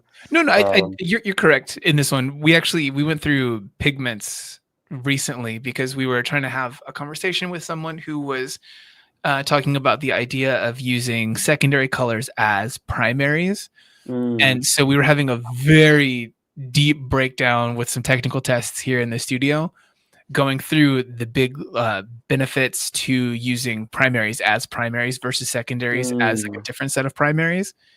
And at a certain point, pigments play a massive role in that. Really? Yeah, just chemically, physically, there's some characteristics that are immutable to those paints. That makes so much sense to me. Yeah. That makes a lot of sense. Now look at this. The way it lifted, I kind of like it. It even supports our overall idea because it's so far to the side. You don't want it to pop too much. The brush I'm using, because it is a different brush. This is a lifting brush. A follower and a friend actually got it for me. John, thank you so much if you're here. Now, when you say it's a lifting brush, what do you mean? It has a really short hair, and that makes it ideal for scrubbing. And it's actually really good at lifting. This is very staining paint, obviously, as I learn now. But and I kind of painted over the bottle again. Did I? Oh when no! Did that happen? Oh my! I think it actually diffused out. Like if we were to go back. Yeah. So you should always watch it and kind of react. Yeah. But in any case, this is a good opportunity to show some opaque wet and wet. Let's do that. I do like the idea in general of you having a whole video that was like, well, you messed up while using watercolors. How do you fix it? Yeah. There's I think there's also in the course, by the way, there is a lesson on that, how to fix like 90% of watercolor mistakes. So do check it out. Get the watercolor fundamentals bundle. Absolutely. Wait, let's see. If you really want to experience, the joy of watercolor painting and not be so tight with it, because it is a medium that just naturally makes people be really tight with it. And I always say, like, if you haven't experienced what it's like to paint really freely and loosely, you're missing out on like an experience in life. I'm that serious about it. So I would recommend, people check it out. It's this thing. Once you cross that chasm, all of your paintings are going to be better, and they're going to be way more fun to paint. Yeah. So the second section that I've got here, when I'm looking through the course, is that frustration-free watercolor section. That's the one for fixing mistakes too, I believe. It could be in the realism one. I don't even remember right now off the top of my head. But yeah, that's right though. That's the joy that he's talking about. Frustration-free. Yeah. So someone in the chat here, they commented, puts lifting brush in the shopping cart. Yeah, right. It's a good one. I don't even know the brand. I have like 7 of these. Yeah. And these little lines, they're also kind of helping direct the viewer around the scene. So it's a fun little thing to do. You'll notice my black color has become brown. That's because I have multiple colors in that well. It's black, but it's a different black. I don't know how it got there, actually. It's been a And do, while. do you enjoy the idea of having this natural color variation that just happens from the dirty palette? Yeah, I don't mind it. It's very, in fact, that's why I don't clean my palette for the most part. It's because it helps me with producing more organic mixes, always. Mhm. It's really good for that. When I say organic mixes, people get confused. It means that, if you paint something blue, it's not just the blue as it is in the tube. It always has a bit of your red and a bit of your yellow. It just leads to a better impression, Mhm. It Yeah. makes things feel whole and kind of united. Yeah. Because if you think about the idea of like an apple, I think it's kind of the classic example for this, where an apple, if you go to color it for a cartoon or whatever, you hit it with just this one red local value. But an actual apple's got so much variation. It can have speckles, some yellow Yeah. burning to it. There's more to it than just like that one flat local value. There's so much more to it. Apples are really good examples of this, actually. Yeah, they're great for educational purposes, really. Yeah. I'm gonna add some graffiti, because it's here. All right. And as you can see, like again, if there's something people take from this lesson is notice how I really don't have like a process in terms of I first do this, I first do that. I really just work at the next thing, either the next thing that kind of inspires me to paint it, or the thing that I kind of know, I have a good understanding of. I'm like, yeah, I know how to paint this next section, so I just go for it. Mhm. So if I get a good feeling about an area, I'll just go for it. I like the idea of you choosing to, if you go to invent graffiti fairly often for city scenes, you create this fake graph artist who has a Oh, different name that they always paint. And so you've made this fictional person and you put them all over the world. that's a really cool idea, actually. And I'll take over the world with my fake graffiti art. Yeah, pasta. Yeah. Someone's gonna, the internet finds everything. So someone's gonna find out. They'll be like, they'll make a short video essay on it. Who's It's this gonna be a fake graffiti conspiracy. artist? Yeah. There was one question, yet again, a question that someone else retracted for themselves. Lisa N had asked, how many layers of watercolor do you paint? They asked a few times over the course of the stream. Mhm. Do you have any sort of particular answer for this?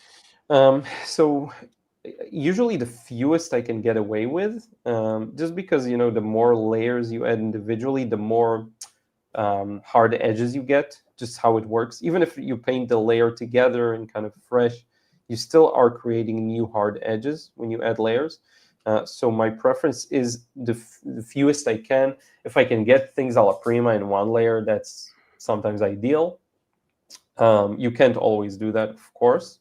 But usually for any given spot of the painting that you scan, it usually ends up with a maximum of 3, maybe 4 layers if I really struggled, So for example, this was 2 layers because I added and darkened. This is still 1 layer for now, right? This spot I haven't touched since the first layer, so this could be just a one thing. The head here, the hair was alla prima pretty much.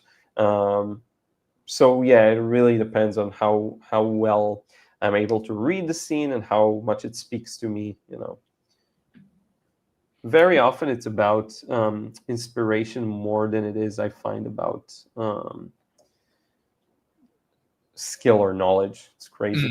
When a scene inspires you, you're just gonna paint it so much better. The real test for this is, sometimes students of mine, the body of work, you can tell there's a lot to improve, but then they send me a painting. It's like they painted someone's son or daughter or whatever, like something that means something to them, and it's always better. It's always a better painting. How did you level up just for this one painting? Do you think because they know the subject matter or appreciate it? I think it's because they put more effort into it. I see. And effort doesn't mean hard work. It means more focus, you know. Yeah. And this is my number one hack. If you want to improve your art, you gotta put more focus and effort into it. It's really underrated how much it can improve your paintings. It can, you know, with the same experience, same level, same skill, take you from a 5 to a 7. You know, just random numbers ranking quality of painting. You know what I mean? Yeah, no, this makes perfect sense, because then that's a person also putting more intentional thought into something. They're just applying more of themselves. Like you said, it's not that they're putting more sweat into it. It's just forethought as well. Yeah, exactly. Now this is a fun little effect. So you have a dent in these bricks making up the sidewalk. So it's a dark, and right next to it there's a light. Sometimes I like to add the lights with like a white gel pen, just because it's easier. It's a linear thing, but you could use paint too. It doesn't matter. But you know, it's just a fun little effect. Do you find yourself using the characteristics of the gel pens where you can kind of like smudge them out pretty often, or is it more that opaque line? Yeah, so I will smudge it if I'm looking for a weak line. So I'll sometimes place it and then kind of scrub it off, you know. Maybe I want to emphasize the contour of this bottle and I need a linear approach to do that, or the cap, and then I'll just, you know, it's too strong, I'll do this. I don't do it really that consciously, I think. It just kind of happens sometimes. But yeah. And so for a gel pen is the level of cover that you want. It's because, like, for you, I should say, is that the level of cover you want, or do you want something that's more opaque, and a gel pen just, it splits the difference of how much it covers and how much it doesn't? I think it splits the difference of it's really convenient to use for linear stuff. Because if I want to go more linear on something here, I really need to do it a different way. I'll show you if you want. I can do this just for fun, because I didn't really demonstrate anything super linear just yet today. So if you want something that's a little more linear, that's when you start using these kinds of rigger brushes. Long hair. This one's it's from the same set of this one that I've been using. It's Michael Soloviev. He's a watercolor painter. He has really good brushes. It's really just an Eastern style kind of long hair brush, but it works really well for these things. So let's say I want to strengthen the highlight somewhere. Let's see what we have here. I'm not yet at that stage, but like you could. Let's say I want to bring back the highlight on this, you know, scaffolding thing. So that's a bit more of a different approach. Or maybe there are some diagonal lines here that I missed. I don't remember. Or I'll rotate, of course, and then get this, you know. And it's a different technique. It's a bit different. It's a bit hard to control sometimes too, by the way. But yeah. No, that makes sense. I was curious about when you rotate, is this because you're working with the movement more from your shoulder, so it feels more natural, or is it okay? It's from the shoulder, yeah. I think it goes for drawing too. It's just easier to draw horizontal lines. I don't know. Maybe it's just me. No, everyone has a different one that feels more natural. For the most part, I think so for example, like doing something upwards can feel more natural than doing something downwards sometimes. Everyone has a different one, and finding that speed for you and working around that is really important. I'm gonna, I kind of want to push this entire thing darker. Okay. See, another a brave move. I don't know why. It just feels like it will look better. Yeah, it looks better. I think it works. It balances on a diagonal against that fence that you've got going. That's kind of what I had in mind. Yeah, and then you can lift back if you want, just to bring back one small part of it, because I do like how it contrasts with the cast shadow. You can kind of do this and just weaken it in some very specific area if you want, just to bring back a bit of what was there. And then you can bring back the cast shadow if you want to make it a little more, it's not going to be as visible, obviously, but and then this extends a bit more here. Did you bump the mic? There was a bit of a bump. I did. Yeah, sorry. I got little springs on the mic arm. That's fine. I like that sound. I don't know. It doesn't bother me really. It's like this, like this sci-fi sound. It reverbs and yeah, it's nice. Okay, so let's see. This is the arm, then this thing, and then there's actually this thing here. It's dark. That's the base of whatever scaffolding thing there is. Then this goes dark. You see all of these small details. You start adding them up, and it starts to bring the contrast more. Like this is darker, so I'll go ahead and darken, and then the fact that I negatively darkened it brings back this beam that kind of disappeared. And I'll actually kind of darken. I'll make these thinner. These are a little too thick of scaffoldings. It's interesting. Then there are these kind of connectors in between that I haven't even paid any attention to. Yeah, it's interesting. It does start to look kind of more like architectural. Yeah. Scaffolding because of the other connections not being there yet. And you can do like this thing where if you want to bring there's a bit of reflected light on the bottom there. So you notice I'm bringing a bit of just white, and I'll kind of dip it in here and see what this looks like.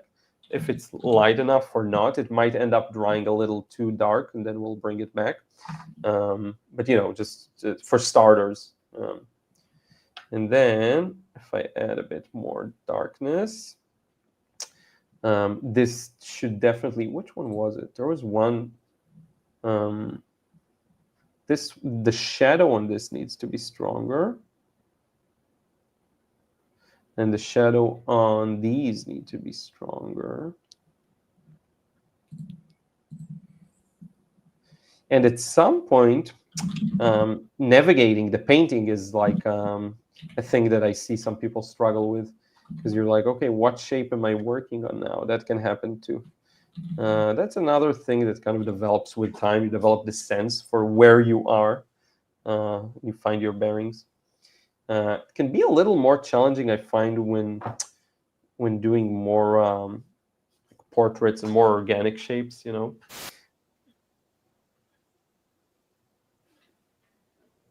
But yeah. I was typing away to give people the link to your channel here. Yeah, interesting. It was weird. For whatever reason, it was getting real picky about something. It's a totally functional link if you type it in elsewhere without the @ but here in the chat, I needed to have that in there. Yeah, because if you do, youtube.com/LeronYan or youtube.com/ProkoTV, totally works elsewhere. Internal to YouTube, different rules. Oh, it wants the @ Yeah, it's getting real grumpy about it. That's weird. Yeah, it's just like in chat, I can't just put a thing in there that just says, like youtube.com/@ProkoTV. I have to put the HTTPS, which is infuriating. Yeah, that's so stupid.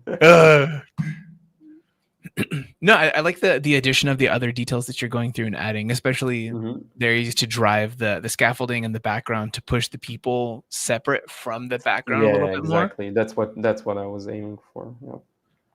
Yeah, because it's like you had said earlier, it's about the comparative relationships of the things that are next to them. Yeah, exactly. For good or bad, right? It may make you misinterpret stuff, but that's also kind of how it works, Yeah, so I'm quite happy with where this is going. Yeah, I agree. Yeah, we can do just to enhance like focal points and stuff like this. You could kind of bring back some light there on the shoe, make it shine. Also on the sole, it kind of looks like there's a bit of that. You could kind of bring some. Of course, if we were to do this in color, we'd have so many more options, right? But now we're just values.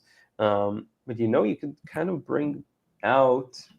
You need to think about these things sometimes. I'm going to zoom in just to realize what the crease is doing. You know what I mean? So if this is a shadow, this is going to be a highlight. I feel like the paint's a little too thin. Let me see here. I think an interesting YouTube video or a live stream would be all finishing touches. So you have like 10 pieces ready to go that need just finishing touches. The paint Interesting. peeled off for the edges, the highlights added in, and that's the whole time. Yeah, that's actually a cool idea. You just see the best parts, you know. Yeah. You don't have to go through the other struggles. Yeah, it's actually an interesting video idea. Yeah, and I'll use this brush also for small dark details too. So there's definitely a lot more of these, you know, folds and clothes. Just in general, can be such a challenge. I'm really impressed when artists are able to really capture like fully, you know, and really understand. It's all an understanding. At the end of the day, you want to understand what you're drawing. If you're able to understand it, then you got it. Yeah, you can invent where things would bunch up or crease. Yeah, exactly. It's so challenging to me. So I'd always end up using a reference, you know, for my short stint in making my own manga, which was just so hard. I did a lot of, you know, I just used my own clothes and stuff as reference because it's so difficult. Can anyone still find this out there in the world? Is this still published somewhere? Yeah, there is this thing I published in what do you call this app? Not one. What's it called? Is it like a vertical comic platform or? No, it's it is vertical. Yeah. Okay. It's like a green app. People will know what it is for sure. It's a green app. It has a bunch of web comics on it. Everyone will know. So there is something there that I published, like a short story, manga. Was it not Webtoon? Oh yeah, it was Webtoon. Okay, yeah, it was actually the Webtoon. Yeah, you're correct. Yeah, you're correct. Yeah, Webtoon. They had their whole creator initiative for a while there, where they were actually giving people money. They don't do that really anymore. Yeah, I just did this one for fun. I wasn't expecting any money for it. Never tried to monetize it. It's just you know, it was just for fun. Let's see here. Yeah, everyone in the chat nailing it. They're all Webtoon. Yeah, you guys got it. You got it. Yeah, it's Webtoon. So yeah, I did a short story there. It took a long time, but you know, funny enough, once I was inspired by the story, it was relatively fast. The thing that really takes a long time is when I feel like I'm not really a writer in my heart. Okay. So I wasn't able to find a story that excites me enough to write it. That's the problem. Now, if I had someone else who wants me to draw their story and I connect with it, that's a different story. But it all comes down to the inspiration at the end of the day. You know, if you have the inspiration, you'll be able to do pretty much anything. Yeah. And if you don't, the smartest thing to do is just don't force it ever. Yeah, because find where it actually is. It needs to be a thing that, like, so if you're writing something, you need to be able to like feel those characters, you know, to know how they would react to the circumstance you're going to put them in. Like, it's such an important thing that people don't think about. Fascinated by it. You want to you're curious to see what will this character do if put in that situation. You know, you almost want to find out. I've never had that really. I wrote some decent, I think, stories, but it was never like that. I really had to push through that stage, you know. Yeah, it's a hard one. It's really difficult, yeah. So I think we've hit what is our normal 2-hour mark here. Nice. I don't want to keep you later because it is quite literally late where you are. It's like what, like 10 now? It's 10. Yeah, 10. Yeah, 7 minutes past 10. My day is gonna look like walking the dog and going to bed. I can bring it over just to show it. So these cameras, again, they're not really good at capturing. unfortunately. Wait, my mouse has died. Okay. there Oh we go. no. Yeah. So you see, it's closer. Now, if I were to scan it, if we have like 2 minutes, I can scan it and show like a more accurate rendition. If of you it. want to, yeah, I'm okay with this. I think it could. I'll have to let go of this for a moment. Yeah, you're good. So yeah, if any of you guys are interested in checking out Liron's courses, oh, it's the wrong one. Solo me. If you guys are interested in checking it out, Oh, but you can still hear me anyway. So yeah, yes, we I can. can just talk. If you guys are interested in Liron's courses, please go check those out. You can save 20% on them right now because everything on Proko is on sale during Black Friday, all the way up until the beginning of December. We made the sale last for a whole month, so no one should be able to miss it now. Yeah. And I have to say, there's a lot of free information online, and you can learn a lot from it. But I think there is something to telling yourself and kind of your psyche. Sorry, it wasn't focusing.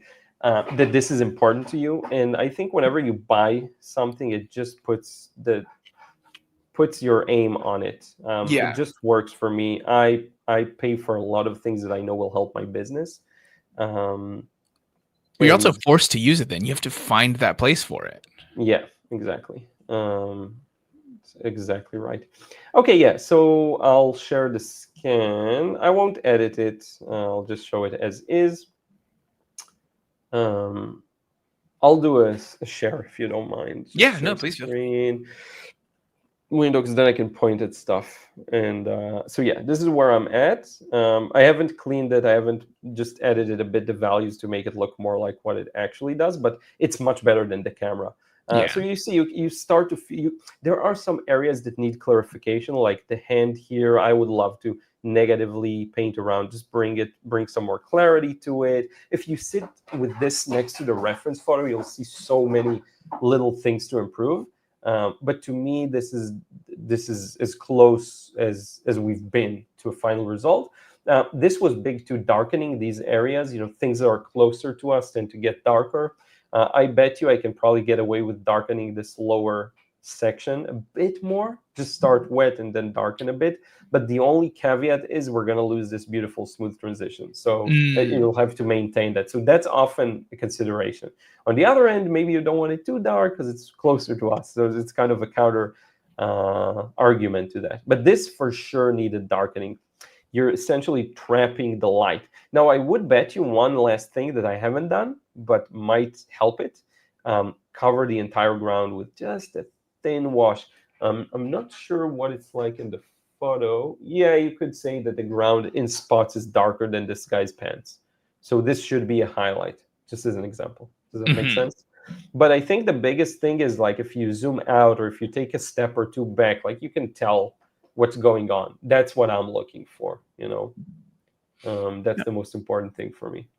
Heck yeah. No, I like that. Even though, so anyone here who's ever tried to scan or photograph their work, there's always this, it's not quite right, and so you have to go through and make these changes and everything. The fact that this still reads as accurate, the value relationships feel good looking the way they are next to each other, already says a ton. That it still very works. often I'll find the part I worked on the most freely and loosely. Like, this is my favorite. It happens a lot. Yeah. Heck yeah, Nudgy, thank you so much. I appreciate it. Yeah, but that's the magic of watercolor, Go ahead. Now's the best time. Get the course. Get into it. You can follow this. Things do well. It'll be good. There was one last comment here from chat. Chad Estioko in the chat said, I can't buy Liron's course because I already bought it last year and I'm a satisfied customer. Thank you so much. Really appreciate it. Yeah, it's a good one. Happy. I think one of the benefits to it is that it's something that has multiple things in one. It's not just like a basic watercolor thing where you try to tackle everything and you did all of those more thinly. I think that you pulled different courses and subjects into that bundle so they each get covered fully rather than something that you try to make apply to a bunch. Very true, and that was wise on your part. The team at Proko, you kind of encouraged me to do it this way, and I think it works really well. You get the introductory stuff, you get the whole loosening up and letting go, which you've seen today. People have seen this today. That's the frustration-free part of it. And then the realism, the watercolor realism course, that's the third part, this third section of the bundle, is essentially what I've shown you here, like this process that we just worked on, focusing on monochromatically, because just it's easier to look at one color and really nailing that realistic impression. I want someone, when they look at your painting from afar, I want it to pop, I want it to look good, I want it to jump off the paper. A lot of people get stuck. They never quite make it there, a lot of hobbyists. And that's fine if you're looking for a different style. But for those who do want to go a little more representational and a little more impressionistic and kind of anchored in reality, it's a huge power up to just be able to lay down the values, get a good result. You don't have to do it gracefully. You saw I'm just working from one spot outwards. You can just kind of choose your own work order. The courses too, I try to be as much like you know best, you need to figure these stuff for yourself, but here are the actual facts and techniques and things that will help you get the results. You decide how to use them and how to connect them. I think that's the best way to do it, rather than teaching someone a shortcut that works for somebody else. You give them the skills that they can then apply. That's a great point. Yeah, exactly. Because we make kind of shortcuts for ourselves. So thank you so much. I appreciate you taking the time. Like I know that obviously we'll end up getting to do this again. This is our second year of getting to do these together. So for anybody else who does want other streams and you don't want to wait for the full year when Liran and I get back here together again, you guys can follow. There are some more live streams that'll be happening the rest of this week as well as the whole rest of this month. Tomorrow we don't have anything, but on Friday, Jeff Watts, Stan's teacher, will be here. Nice. So it'll be a fun one. And I think Stan's supposed to join them during this live stream. So that adds a nice little element too. Isn't there like a long 24-hour thing? Yes. And also, I'll try jumping into some of them at least. The 24-hour stream will be us taking a bunch of the previously paid only lessons. So from courses like yours, where a person normally has to pay money, we'll take a bunch of those lessons that they'll never see for free on YouTube and put those into a 24/7. Well, not 24/7, 24-hour live stream where all of those things will be available for them to see what a course is like, see what some of those assignments can be, and some other structure. Most people, they think that they can get by on just watching some YouTube videos, but having a organized and structured lesson plan that gives you actual assignments and takes you through things in a structured order is a really big benefit. So I think it's good for people to get to see that. Yeah, and I think you kind of feel when you get to that plateau and you need it. You can grow quite a bit with tutorials just free on YouTube. I make tons of them, but then at some point you'll feel it. You'll feel when you need that extra nudge, and that moment is now. Go, this is the nudge. So, all right. Well, thank you guys all so much for being here. I appreciate you guys, and I hope that I see you on Friday or in the comments on Liran's posts on Instagram or on his YouTube channel. You guys should all be there. Thank you so much. To post like a proper version of this one too. So. Oh, the final piece you'll post as well. Well, okay, heck yeah. All right. Also, if you don't have a video already about how you do a scan and you go to correct those colors, that could be a fun one too. Yeah, that's a good one. I did a similar thing just for a smaller group of my students, but it's definitely because it's like the thing you don't think about, but you do every day. Yeah. For sure. Okay. Well, thank you, and I'll see you guys all